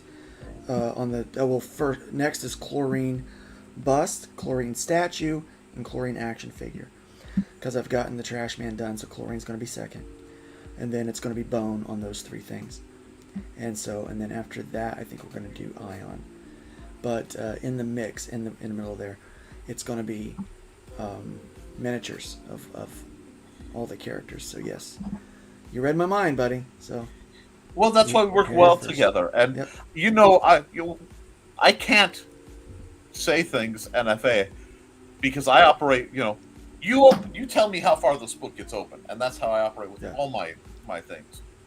But once in a while, going, hey, hi. Yeah. Yeah. So here's a question to you guys. Knowing, taking what Zim said about, experience and maturity. Yeah. Now I know people that have sucked for a long time. I'm just gonna be honest. Okay? Yeah. They've not improved over time. They've just gotten more rooted in their bad Right. habits, in their poor creation. What is your advice to any of you guys Okay. to self-regulate, to not get into a rut, and to try to grow? Because I've heard these people, as an outsider looking in, they say that they've grown, they say that they've gotten better, but they haven't, right? I know in some cases it's not fixable. You can't fix stupid, but for us, Okay. for people that, for you, let me ask for you, what is the biggest piece of advice you can share for you on self-evaluating your own work and yourself? And I know that Nick does it because we talked about this with his art and doing sequential work and being able to draw his own sequential pages. Right. I'll go into it while you guys think, and if I go too far, let me know. Part of it is being honest, and I feel I would rather be slightly self-deprecating. Think less Deprecating. highly of myself. My speech impediment got a hold of that word, and I would rather think a little lower of my art and my stuff than maybe a fair read, because that makes me hungrier to want more. So you have to start with honestly, mechanically. If I put my art side by side with Luke's, I can go stylistically. There are things I like better, simply because everybody has their own style that comes out in everything they draw. But Luke's anatomy is better. You look at it objectively, so you pull the emotion out, and you look at the posing is better, and this is better, and that is better. And once you have a list, you work on it. Part of it is just studying. Look at people who are doing it better and who you want to be more like. I would love for my art to look much more like Joe Mads. I'm saying Mads because I don't want to stumble, but he's one of those people who, even though J. Scott Campbell is my favorite artist, period. It's him, the guy who did Fathom, and his name has fallen off the back of my ear. He runs Aspen Comics now. And Mike Turner? Mike Turner's passed, so yeah, he did Fathom. And Luke, I love these guys, but the evolution I want to take for my art is closer to Joe Mads. So what do? Well, I like that, so I'm trying to get his material and then understand why I like it. And I talk to people that's better than me. And I mean, people have skills. They are literally more talented and more skilled than you. One thing practice will do, you can use the same art program, the same gear, and do the same thing, and you can practice. Practice makes consistent. It doesn't make perfect. Amen. What you practice, you will be able to repeat. So the trick is finding out, what do I need to practice? And looking at it like that. I also, because I come humbly to people, okay? I don't come into the room with a lot of ego. I come into the room with a lot, but not a lot of, I'm better than you. No. I come in humbly and politely, and I ask people who I defer to when I have the opportunity. You are skilled in this subject matter. Doesn't matter what it is. It's the same approach. May I have some advice? I don't take criticism from people I wouldn't take advice from, but I seek criticism from people I want advice from, because that criticism people don't want to admit is the advice. If it's constructive, if it's good, that's why when we get too wound up on this comic is it's poorly done, and we'll rage a while. We always reset and say, okay, guys, I know it's poorly done. Why? Thank you. Why is it poorly done? And then it's like that horrible DC frame. One of my favorite episodes we ever did was there was a horrible frame in Batgirl, I think, where, and what we did is, instead of just saying, "Oh my God, this sucks," we went over why. The positioning was wrong. It was literally, find what's wrong with this picture. It was very educational. Yeah. And learning to look at that process and then step away from your art and come back to it. That's why if you go to my DA account, it's shocking. I'm an open book guy.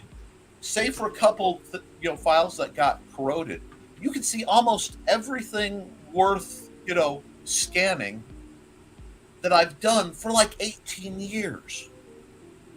And part of that is so I can say, am I getting better? And I can look back. Because there have been times where I've seen my art go in a direction and I realized I don't like that.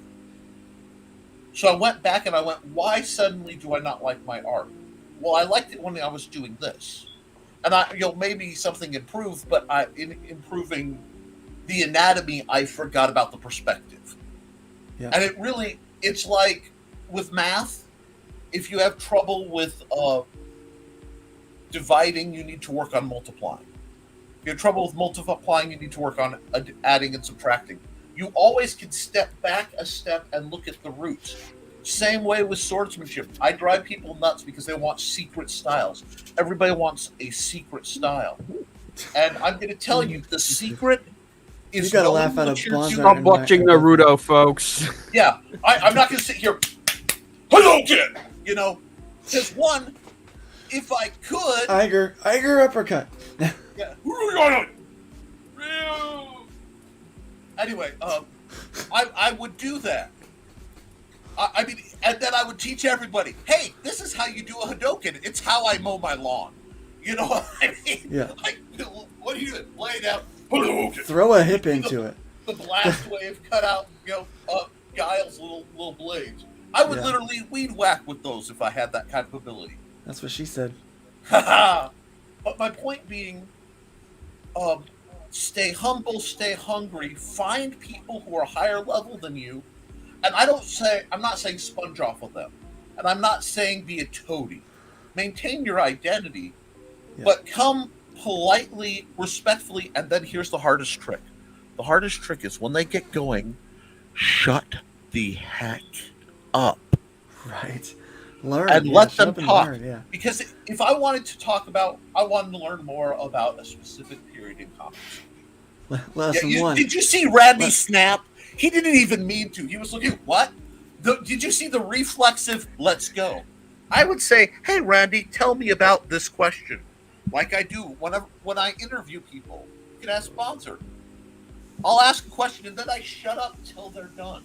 Till it's petered out or they ask something. Because you may get a whole lot more than what you were looking for if you just polite and shut up.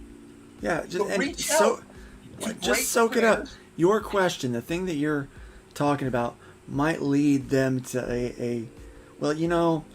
here's the question. I'll answer your question, but I've learned that this might be equally as important, more important, or it affects that in some way that, here, take this information too. Frog G says lesson number 1, stick them with the pointy end. That's literally. And then Joe Bockham says lesson number 2, don't get stuck by the pointy end. Yeah. As a writer, I constantly get stuck thinking I'm not good enough to write this story properly, but need to remind myself that I can fix it later in the editing process, but can't fix blank page. It's absolutely right. I end my Nevermind the Furthermores. It's right, draw, even if it sucks, because you can't edit a blank page. We have people that struggle with imposter syndrome. They don't feel like their work's ever good enough. And then you have people that never think anything's wrong with their work. We have to find a way to get in the middle, to properly self-evaluate. Right. I'm not the biggest fan of my art, but I look like what you do. I look at other people's work, and I have tried to establish my own style. That's very Luke. People look at it like, oh, Luke drew that. That's hit. Because when you see like a Jim Lee or Rob Liefeld, you can tell that's their work. You look at a Graham Nolan, it's Graham Nolan's work. I'm trying to be like that, and I know that I don't have the patience for hyperrealism. I'm ADHD, just never have, never will, and so I do prefer a more kind of loose, less rendered style for myself. So I start looking at other people, and I'm like, okay, what makes their work so great? It is camera angles, it's perspectives, and it's proper anatomy. And so, guess what I work on? What do I practice every day? New camera angles using perspective, trying to draw in different perspectives. Right now I'm practicing 5-point. It sucks, but it looks really cool if I get it right. It looks really cool. But I'm learning 5-point perspective. So I practice different perspectives. I practice doing different camera angles, finding different places, experimenting with depth of field, and then anatomy. Okay, how do I draw a body in this way? Where are the rules that I can break? Because one of the things that I love, I love the art in Cyberfrog. How Yes. that character just is like a rubber band and just like stretches, and changes as he moves and fights.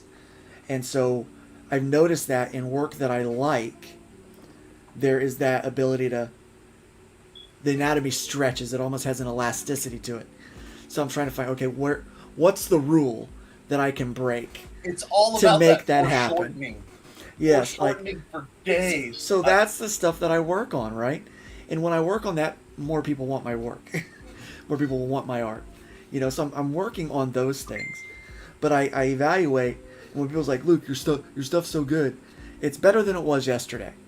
I'll give you that. It's better than it was yesterday. It's a hell of a lot better than it was a year ago. Okay? But it's not even close to where I want it to be. Now, I Which is the want to truth. comment something, because there is something that has happened to me many times in life that is a gift out of tragedy. Okay, I have lost complete use of my hands, and I work every day to get back. Luke is similar. Randy, I'm sure, has gone through similar as part of coming back out and stuff. When you lose the ability to do like you want, it forces you to go all the way back to the basics. Mm-hmm. Silly things like, this is how I draw a straight line. I use my full arm, and you're forced to think about it. Mm-hmm. And when you come back from it, because you've revisited the core, the most painfully basic skills, you find your best stuff is better, and it's almost like you can't tell why. It's simply because your circles are rounder and your lines are straighter. And I know that sounds ridiculous. So yeah. Hojo says, I was in the army for a while and I'm married. The ego fell off years ago. And he also says, my name is Hojo and I suffer from imposter. Let me tell you guys something about Hojo. I've read 2 stories from Hojo now. 2 stories. And I wouldn't change a thing on either one of them. Which is, I can't believe, because there are times when I would change things. Even on from writers that I do like. Yeah. This guy's got a natural sense for storytelling that I have not seen in comic books at his level. He's gonna be a name in comic books. I'm gonna tell you that right now. And he's a humble guy. Look out for his work. If you see Hojo's name attached to it, check it out. I'm telling you, this guy's good. He's just genuinely talented, and I'm looking forward to the stuff he puts out. He did a story for the Out of Obscurity anthology that we're producing, where we're taking people that don't have a lot of publishing credits, and we're having them work on stories. They're 4 to 6 pages of a public domain character, and he picked can't remember the name. It's the son of Tarzan, basically. Mm-hmm. And I am not a big fan of Correct. Korak. It's Korak. I'm not a big fan of those types of stories. That's not in my wheelhouse of what I enjoy. I was drooling for the next word in the next panel, the next page, on those pages that he wrote. I'm like, this is good. Like, this is, it moved. It kept me. I'm telling you, it was great work. You guys got to keep an eye out for this guy. And we've got a lot of people out there in our chat. This channel, I don't know what it is, seems to draw talent. Maybe it's because I've been able to get such talented members on the panel and get people in here that know what they're doing. Bonsart draws a certain crowd. Zim draws a certain crowd. I don't know if I draw anybody, a lot of it seems borrowed, but Luke, you draw a crowd. And one thing is, like does call to like. At the end of the day, it's the reverse polarity kind of thing, where you will always draw your tribe or the exact opposite who hate you. And the more defined you are on that, you get the polarity in the people who come. Uh, it's It's I'm because having I have a respect for those that came before me, and I learned. That's what it is. I like I'm to having read. trouble with I the love comic my books. submission to Out of Obscurity because I didn't write a script for my first version. The idea came, and I just started drawing this Nick grade uh, sequential. At a time, my hands weren't terribly good, and I'm actually having trouble reverse engineering it into a script, which I find odd. But I think it's because I keep trying to framework it instead of just writing the story. So that aspect, because to be a comic creator is one of the most complex skill sets I think out there, and people take it because to independent create. If you're doing it in your own, you're doing it your absolute self. A one man shop has to be an artist, has to be a heck of an artist first off, heck of an author, because good art is what brings people in. Mhm. Either good art or I'm going to say distinctive art, because we've had a couple people on this program that I wouldn't call good art. I don't. It isn't what I would call good, but I would say it's very eye catching and very distinctive. And Yeah, art is so subjective. exactly. So it has to have a spark, but you can't that will get people to pick up the book. You can't, if the writing's no good, they won't turn page. If the technicals, which I don't know the term for it, but there has to be a term for the comic book technical aspects. The framing, all the perspective, the flow so it's legible, how much word balloon saturation it is. All that needs to come into I haven't found it. And this is me admitting my ignorance on this, not for want of like the comic book skill set word that and maybe there isn't a single word that perfectly gets that without going to German and having it be this long, but all these technical processes, because I've seen comics where the art as each panel is beautiful, and the writing's good, maybe not great but good, but the flow and orientation is either so illegible you can't tell which way you're going, or it's so mundane because it's 6 frames per page. They are square. I have square frames. And it's like, Yeah. it Oh man, feels that's like something you're I try not to reading do. talking about writing. You know what I mean? And this is one of my weaknesses as a 90s era comic reader. I got spoiled by really dynamic, overlapping frames. And even though I don't do it well, I do try. So it's out there. Yeah. So Randy, Sir, tips to self-edit. How have you not gotten yourself stuck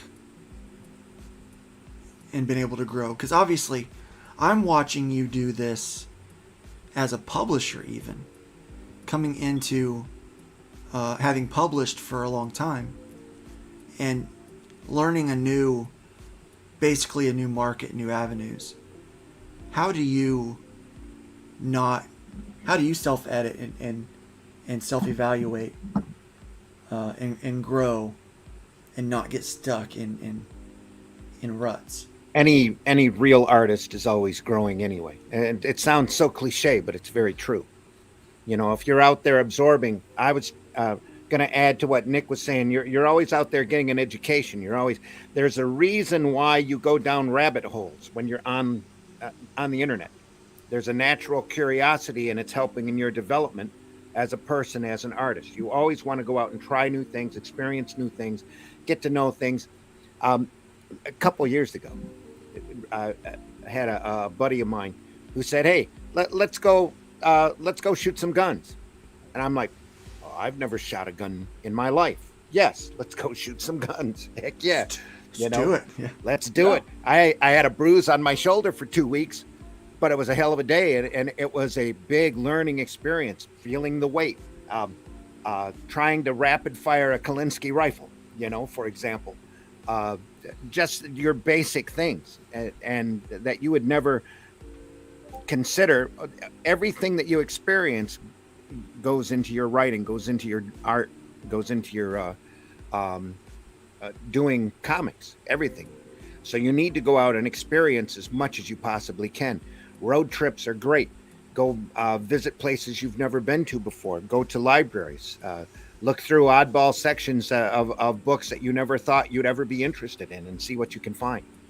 There's so many great rabbit holes down there, and each one is fundamental to your education. Now, I can't tell you how to edit yourself. You have to be able to remove yourself from the work and be able to look back on it and tear it apart logically. You have to be able to look at it creatively and not be afraid or not get stuck on particular aspects of your work that your ego tells you is phenomenal. You have to be able to do that. You have to be able to pull yourself away. I'd hate to be a big time. Well, I'm an editor in chief, but I'd hate to be in the rut editor for like Marvel and DC, especially right now, because I would be vicious.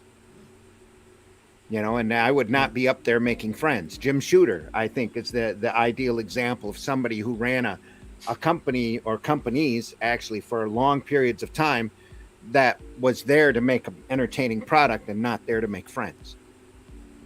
And so much of this business and so much lack of quality comes out of nepotism that it just and hiring your friends that it drives you crazy after a while. But you read everything you can, in every aspect that you can. If you haven't sat down and read a good romance comic, maybe you should. If you haven't sat down and read Crime Does Not Pay, you definitely should. Just to see structure, just to be able to analyze. If the artist that you hate is the one that's probably going to teach you the best lessons, especially if you want to learn in comics about basic composition, especially from some of these masters that have been around for a while. If you don't like Kirby, which I didn't growing up, I hated Kirby. I thought Kirby was atrocious and that he was terrible. He was always on covers and it drove you crazy. And after a while, you're able to sit back and look at what he did and how everything that Kirby did was built on basic shape. And then after a while, he gets into the 70s and 80s and it's muscle memory. And he's just working. He's working and working. And that's the other big key. Get an education, do the work. That's it. No story structure. You got to know and it's not difficult. It's beginning, middle, and end. And after you do it enough, it'll become second nature, so that you'll be able to be able to tell a story. And like when you were talking about somebody who's a natural talent coming in, that's somebody who's ran stories in their head all their life. Yeah. So they know beginning, middle, and end, and they're able to do it.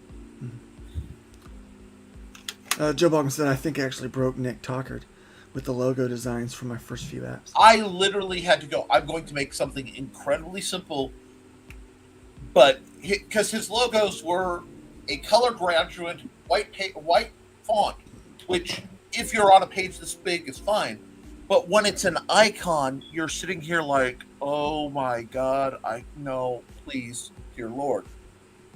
Nothing like that hurt my soul, Joe. I love you. And it may have a little. I like seeing Keith's panel layouts. That guy's absolutely allergic to the simple grid layout. Yeah, I think he is. Yeah, I try to do not quite simple grids anymore. No, you keep it spicy. There's some overlap.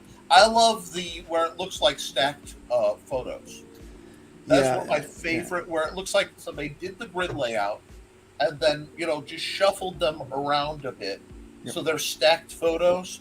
So a lot of times you'll see the shadow under. And it just makes it so your eye just drifts down. It's so. I really like breaking panels now. Like yeah, that's one of my favorite things to do. And all of that, though, composition is the key. You have to be able to guide your reader's eye and make it natural so that they don't pull themselves out of the story and try to figure out where you're going. That's why I have such a hard time reading manga. It's because I read left to right, up to down, and when I get to the bottom right corner on a page, I naturally go to the right instead of the left. Luke, Yeah. Before we do anything else, this is me keeping an idea. I have a brilliant idea for a show for you. Maybe not this one, but one that fits this content. What we need to do is have you pull out from one of your Wayback Files, and I'm talking the cringy Wayback Files we all have as artists that we don't like to talk about, something that you drew. Put it up as like the reference, and then completely redraw it with your skill set now, talking about what you're doing to fix it, what you're doing, because that way you can literally demonstrate the process of self-evaluation and mark improvement. I think that'll help a lot of people, because that's an exercise I've been known to do. It's part of why I keep the old cringy character sheets laying around. Look at what you had, look at what you know, and rebuild it. Well, I think the cool thing is that I've been doing this long enough now that I can see some of those things, and people can Yes. see those even in my published work. But for the most part, some of my older stuff, I still have those old books. Man, they're bad. I've got a stack of it's just bad. So I didn't have full-size comic book pages, like boards to work with. Right. So I used Bristol board pads, and I would just draw what I wanted in the panel. And then I created the panel board around it later. And so I had no idea about composition or anything. I would compose it from the pictures that I drew. Right. And it was okay.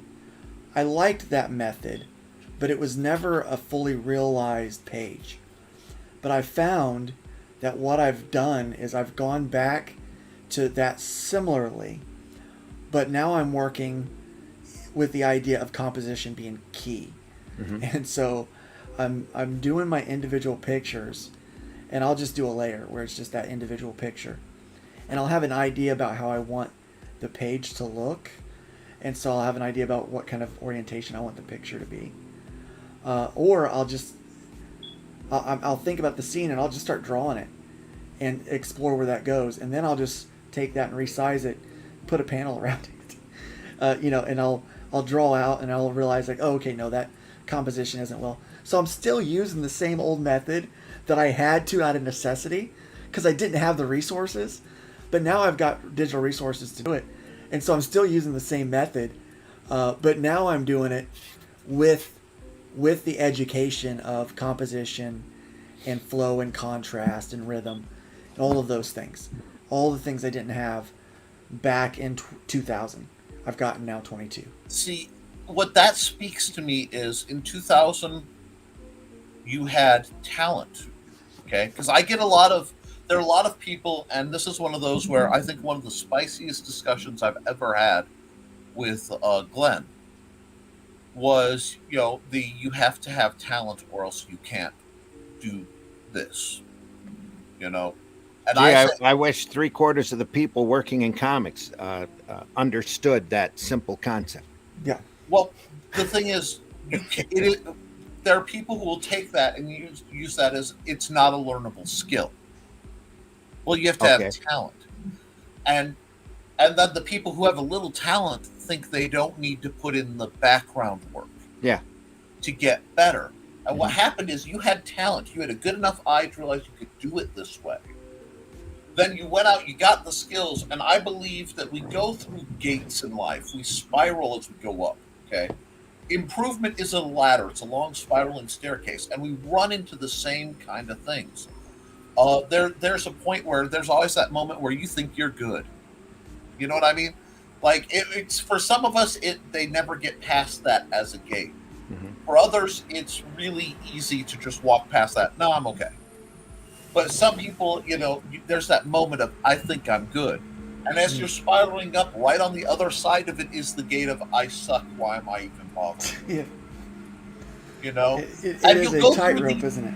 And there's a whole bunch of other little gates that, you go through. But these in life I find are two of the big ones, of the extremes of almost esteem in your work. And you had the talent, and you went, through this enough to that when you come back to the same kind of thing, I'm doing the same kind of thing. I can do it much better, much more efficiently.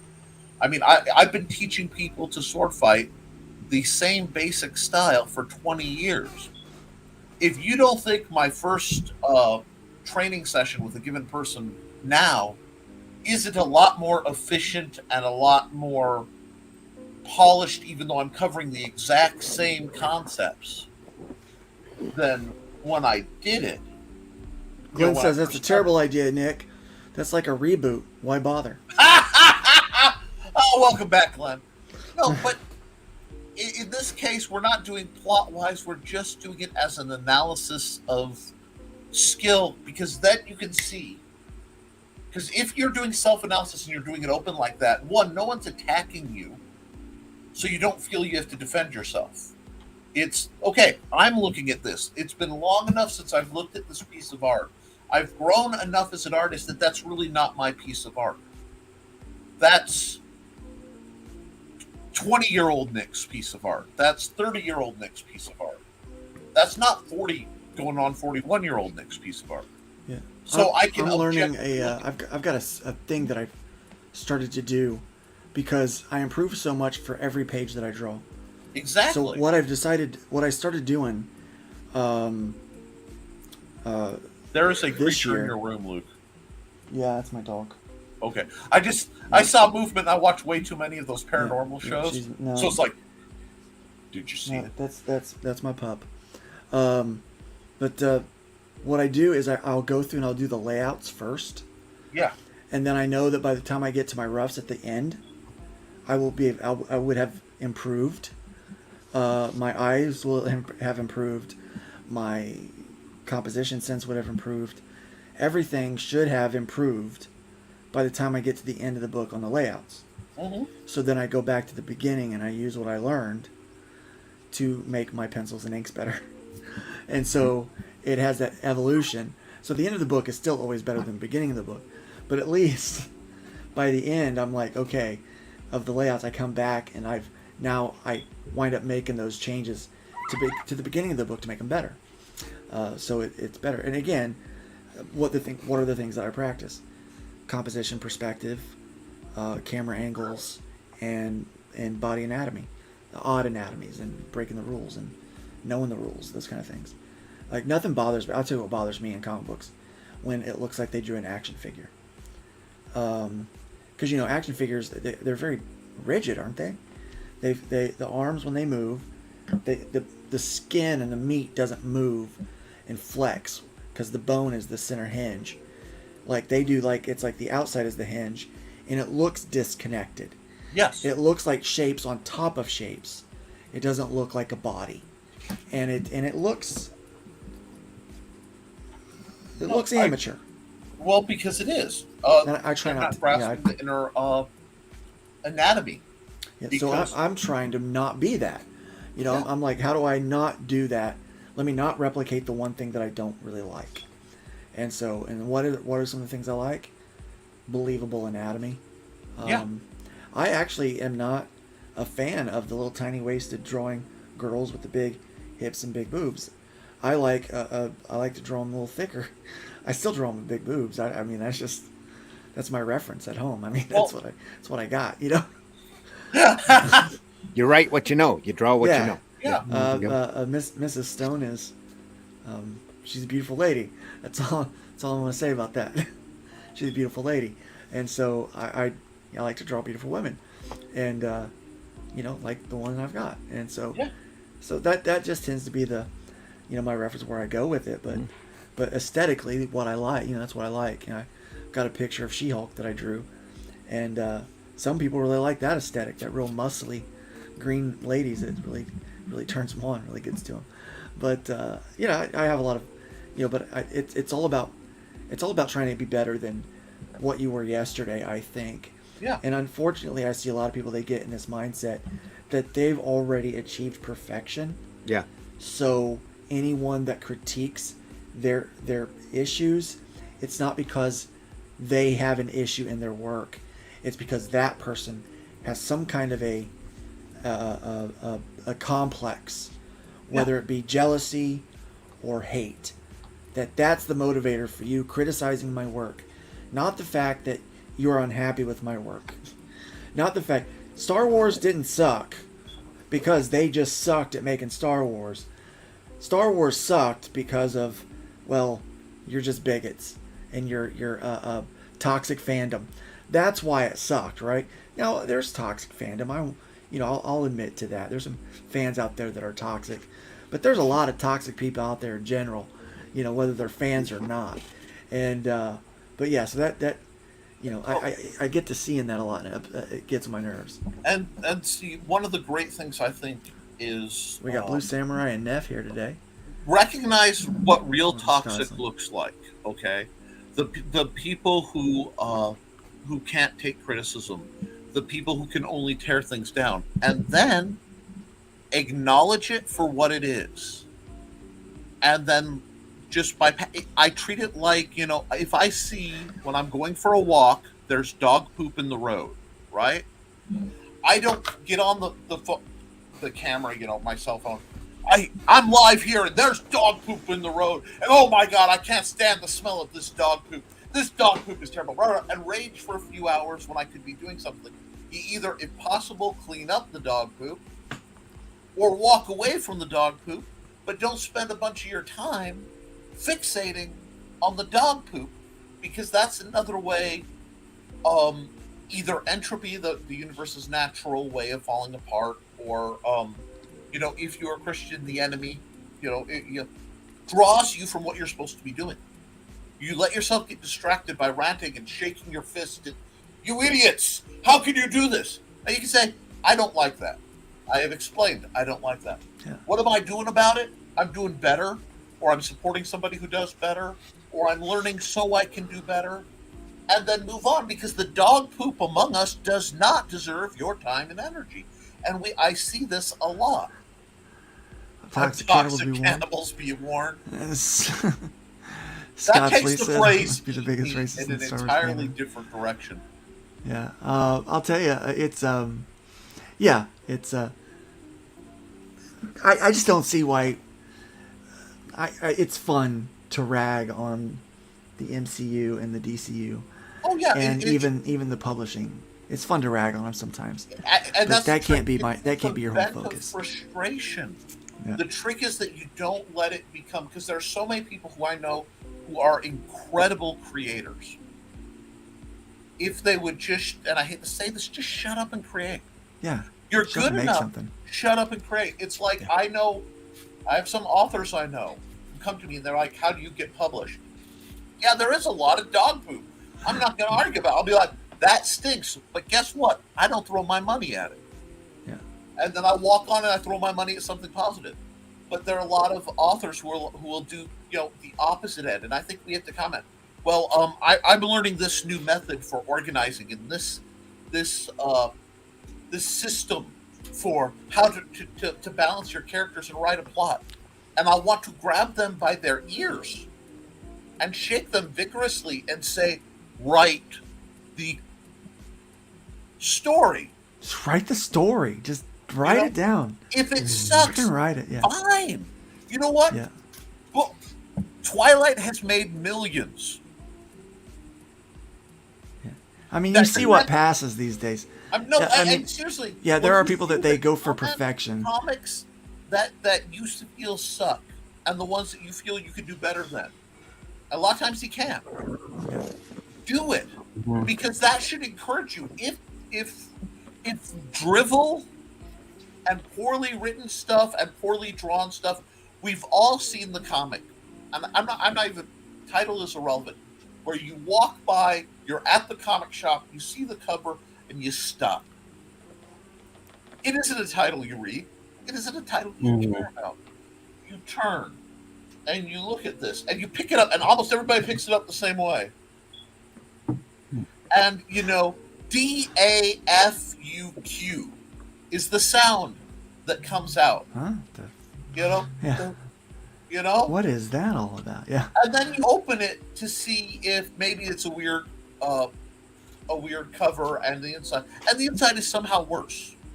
Somehow Right. worse. Somehow And we IDW had this rash of really bad covers Right. that were just. I mean, they were. The- I can't believe someone saw got a paid couple, I to think do they were those. She-Hulk titles went that route. Well, one was a She-Hulk, one was an April O'Neil. Yep. Yeah. And my point is, you see that, and what my take on it is, because I'm a positive kind of guy. I have been in defiance of the face of entropy for as long as I can. I look at it and I put it back, trying to hope I've left no fingerprints attached to it because I want no tie to this. And I go, well, shoot, maybe I can do better. Yes, learning comics. The horrible secret is comics are really, really, really, really entertaining storyboards. Yes.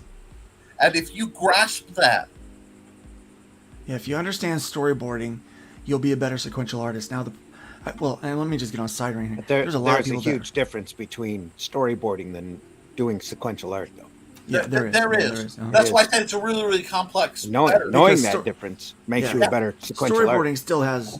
still has script with it, Right. descriptors, and it's like prose with images, But sequential storyboarding it's an unshuffled deck where the comic creator takes the storyboard, I think, as a process, and then how they stack it back and blend the words and images is the core of our art. sequential is. I mean, there's a lot of people out there that want to be comic book artists, and they want to do pinups and covers. Yeah, That's what they to be want to do. pinup artists. They don't want to do sequential art because sequential art is hard. It's hard to tell the story sequentially. It's hard to be consistent to draw the same face and the same body type over and over and over and over again. I struggle with that myself sometimes. With being. It's like, oh wait, how would that face look with this expression? Because expression changes the way a face looks. Yeah. I've drawn everything to exactly how the face should be with the new expression, and it doesn't look like the same face. Because Right. some people look different when they smile versus when they frown.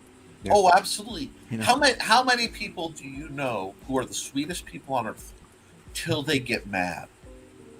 It's like, You know I what I'm don't talking recognize them. about? And it's just you watch, and it's like it almost looks demonic in some people because if they have the right. And I'm not bashing anybody. I'm just saying if you have the right line structure, that when you add the wrinkles and you take even now fairly dramatic lighting, this looks different from that. You see how the silhouette just possesses my face, and I've had to look into this very thing because when I think, my thinking expression looks a lot like most people's furious expression. And my son, who is autistic, will come up to me and he will grab my forehead and he'll put his thumbs on my eyebrows, and he'll go, "You have angry eyes," and he will try to fix it. Not so much anymore, but when he was little, this was, oh no, and he'd come running up, bonk, you have mad eyes. No, I drew Trash Man once with a smile. It just didn't work. Yeah, no, I mean, I've got one scene in the new book that we're shipping out right now where Trash Man has a very soft moment with Chlorine, and he grins, and it's like that's the whole thing. It's his face structure. It's all of the things underneath. I know what you're talking about, and that's what makes it work. Because people who are, especially very serious people, here's a neat trick. This is a neat trick. By 30, the lines of your most prominent expressions, the ones you hold most, are already etched on your face. So by 30, if you look very carefully, you will see your most prominent, what you spend most of your time in, expression-wise. Yeah. And I read this and I verified it. Mine is annoyed. See, there you go. Yeah, no, but look, you literally have like one more. No, mine, if you look, you can see these 2 or 3 the eyebrow lines, right? Forehead lines. And I leaned in at 30. They were very, very, very fine, but they were there. I'm looking for any other lines, not much in smile lines. Now the beard covers a lot, but I saw those and I went, And as soon as I went, I realized, by all that's holy, my predominant expression of my life has been one of interest and mild confusion. I mean, I literally spend most of my time looking at something going, and that slightly, befuddles trying to figure something out. Yeah. That tells you a lot about a person. And when you're doing character design, working with those lines, that's why so many people have expression Bibles, where they'll do their turnarounds for their character. Yeah. Yeah. And that for people who don't know, is where you draw. This is how you maintain continuity. You draw the character as they're slowly turning around, so you see them from all angles. And then you have a whole sheet in your character Bible of this is how they look happy, how they look sad, how they look angry. You get this whole spread. Yeah. And a lot of times you can find these for characters. They're wonderful references. And I encourage you. Or you're like me and it's just all in your head and you don't care. Well, and that's where talent comes from. You don't have to do that great of work. You're like the person who's good at math. It's really hard for the people who are innately good at math to teach math. But because they're the only ones who usually like it, they're the ones who end up teaching it. Yeah. So guys, we've been at this for 2.5 hours. This has been a great conversation, but I think it is a good time to close things down and get out there and get productive today. We have made it through Hump Day. It is Thursday. We've got one more day, and then it's WEEKEND. It's weekend. So looking forward to that. I don't know who else is, but I certainly am. I'm going to throw a little bit of Miracle Grow on your screen. I want to make you big. You're going to tell people where they can find you and any last things that you would like them to know before you leave. And I'm going to start with Bonsart. We're going to start with you, okay? All right. Well, hello, folks. Thank you for watching. I'm Bonsart of Radio Work for Future, or YouTube channel, where we have the Steampunk Beginner's Guide, and I also do interviews with other guests. Yesterday I had Rich Perrotta on the show, who talked about his upcoming comic, The Roaring. And of course, you can follow, read my short stories and find my other stuff on www.associationofishtar.com. And the Kickstarter is linked there on the main page. And we have over 30 short stories on there right now. And like I said, people can always submit stories to the series if they want to share their ideas. And if you're an artist who's interested in this concept, let me know. And don't forget, we also have a coloring contest currently going on. Again, more information on the same website. Awesome. Hey everybody, I'm Randy Zimmerman. You can find me on Facebook if you look hard enough. You can find me on Twitter. Don't try to look for me on Twitter though. Over on the Ragin' 2 YouTube channel, you can find me on the Zimcast every Wednesday night. Starts at 8 p.m. And on Sunday mornings, I do the Sunday Funnies, where we talk positively and put that little sparkle back in our eye and talk about the stuff that we love as far as comics and popular media goes. It's a Sunday Funnies at 9 a.m. on Sundays. You can find both of those archived over at the Ragin' 2 YouTube channel. Look for Arrow Comics everywhere. We have a link tree. We have an Instagram. We have a Facebook. We have a Twitter for Arrow Comics 4.0. And if you keep watching that, there's a lot of great news coming up we haven't gotten to or put out yet. As far as me personally goes, I've got an article that was just put in Comics Unlimited, number 10. That's just now available on Amazon. You go over there. It's a great magazine that Glenn Fleming puts together. I have an article in there about the first version of Arrow Comics from back in the 80s. And the entire issue is phenomenal. It's got a lot of great, a diverse line of articles and stuff to read. But that's Comics Unlimited number 10. It's got a cover by Daphne Lage, and it's just a great issue in general. Not just because I'm in it, but because Glenn put it together, and it's just a great, great product. Other than that, I've got a book over on Amazon under War of the Worlds, Infestation, that I did a couple of decades ago that I'm still really happy with on the writing. The artwork was done by Horace, who is a great German illustrator. That's available over on Amazon right now. It's a trade paperback. Great pulpy story about the Martians invading again. So go over there and take a look at that.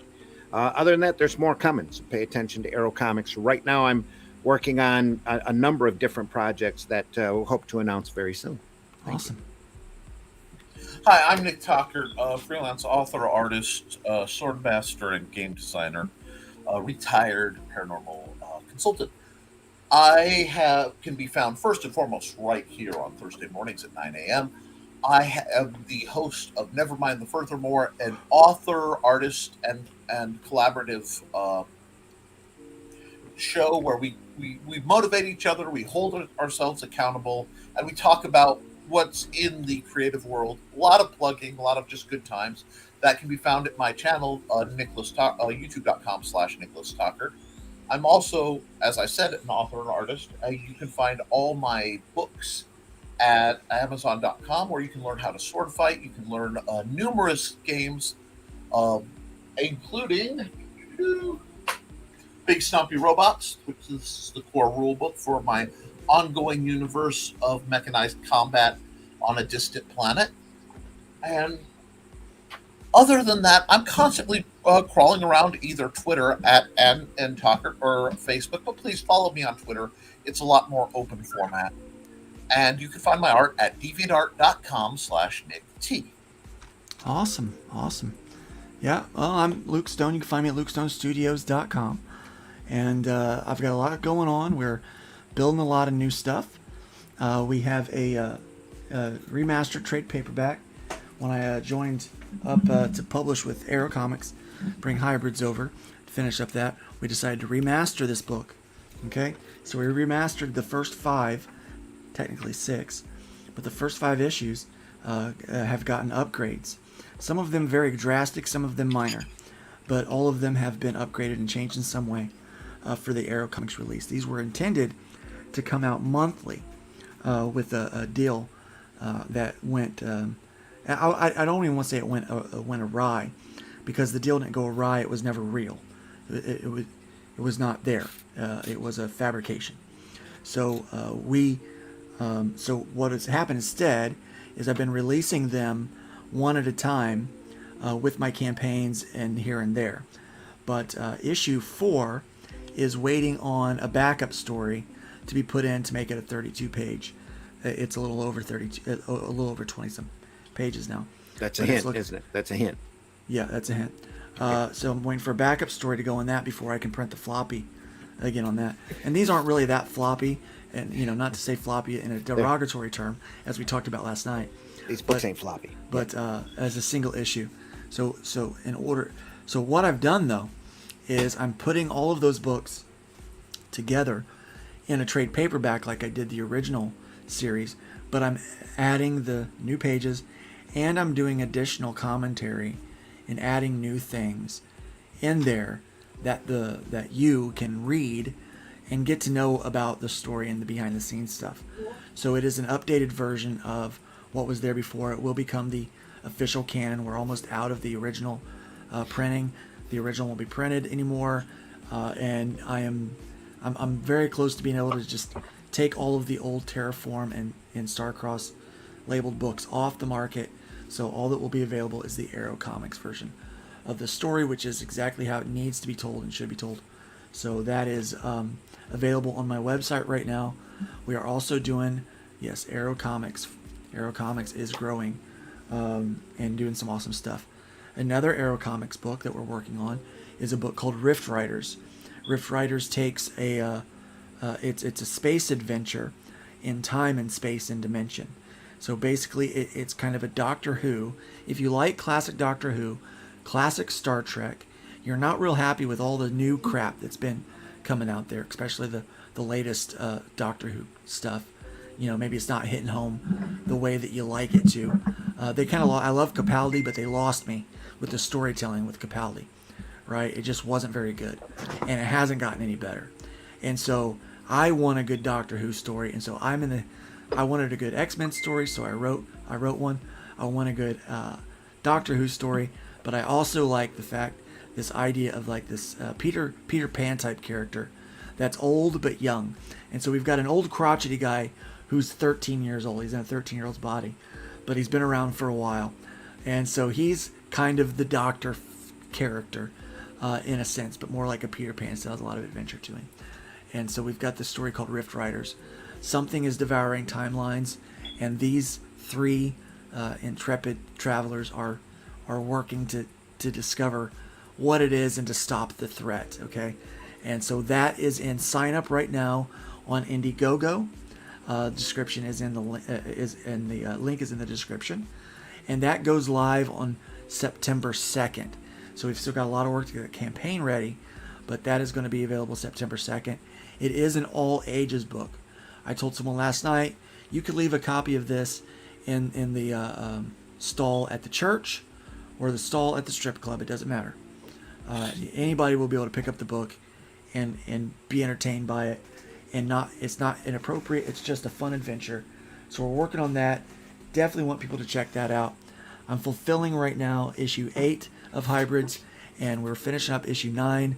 In a couple of weeks, we will be doing a sign up for issue 9, for the issue 9 single issue, and we will release those. And then in a couple of months, if you don't want to get single issues and you want to get a trade paperback, I will have a version of all of those stories put into trade paperback with insider information and commentary, just like I did with Volume 1. So that will be Volume 2 of this overarching story that I'm trying to tell. So that is what we've got going on. I've got a lot going on. I took a long time to say that. I do appreciate you for sticking around and listening. Please check out everybody's site. Back the Kickstarter. Check out Era Comics. Check out Nick Talker's work. I didn't even mention the fact that the RPG is coming this year as well. And so we're working on that. It's being edited right now, and I'm working on pages, getting those set up. So that's a lot of work. I mean, a heck of a lot of work on top of what we're already doing, but that is coming out this year. We are looking forward to it. It's going to be amazing. So please check out all these properties. Sign up for the mailing list. Try to build up more than you tear down. Leave the wood pile a little bit higher than you found it. And by all means, what is it, Nick? Let's be careful out there. Be careful out there. Let's be careful out there. Let's be careful out there.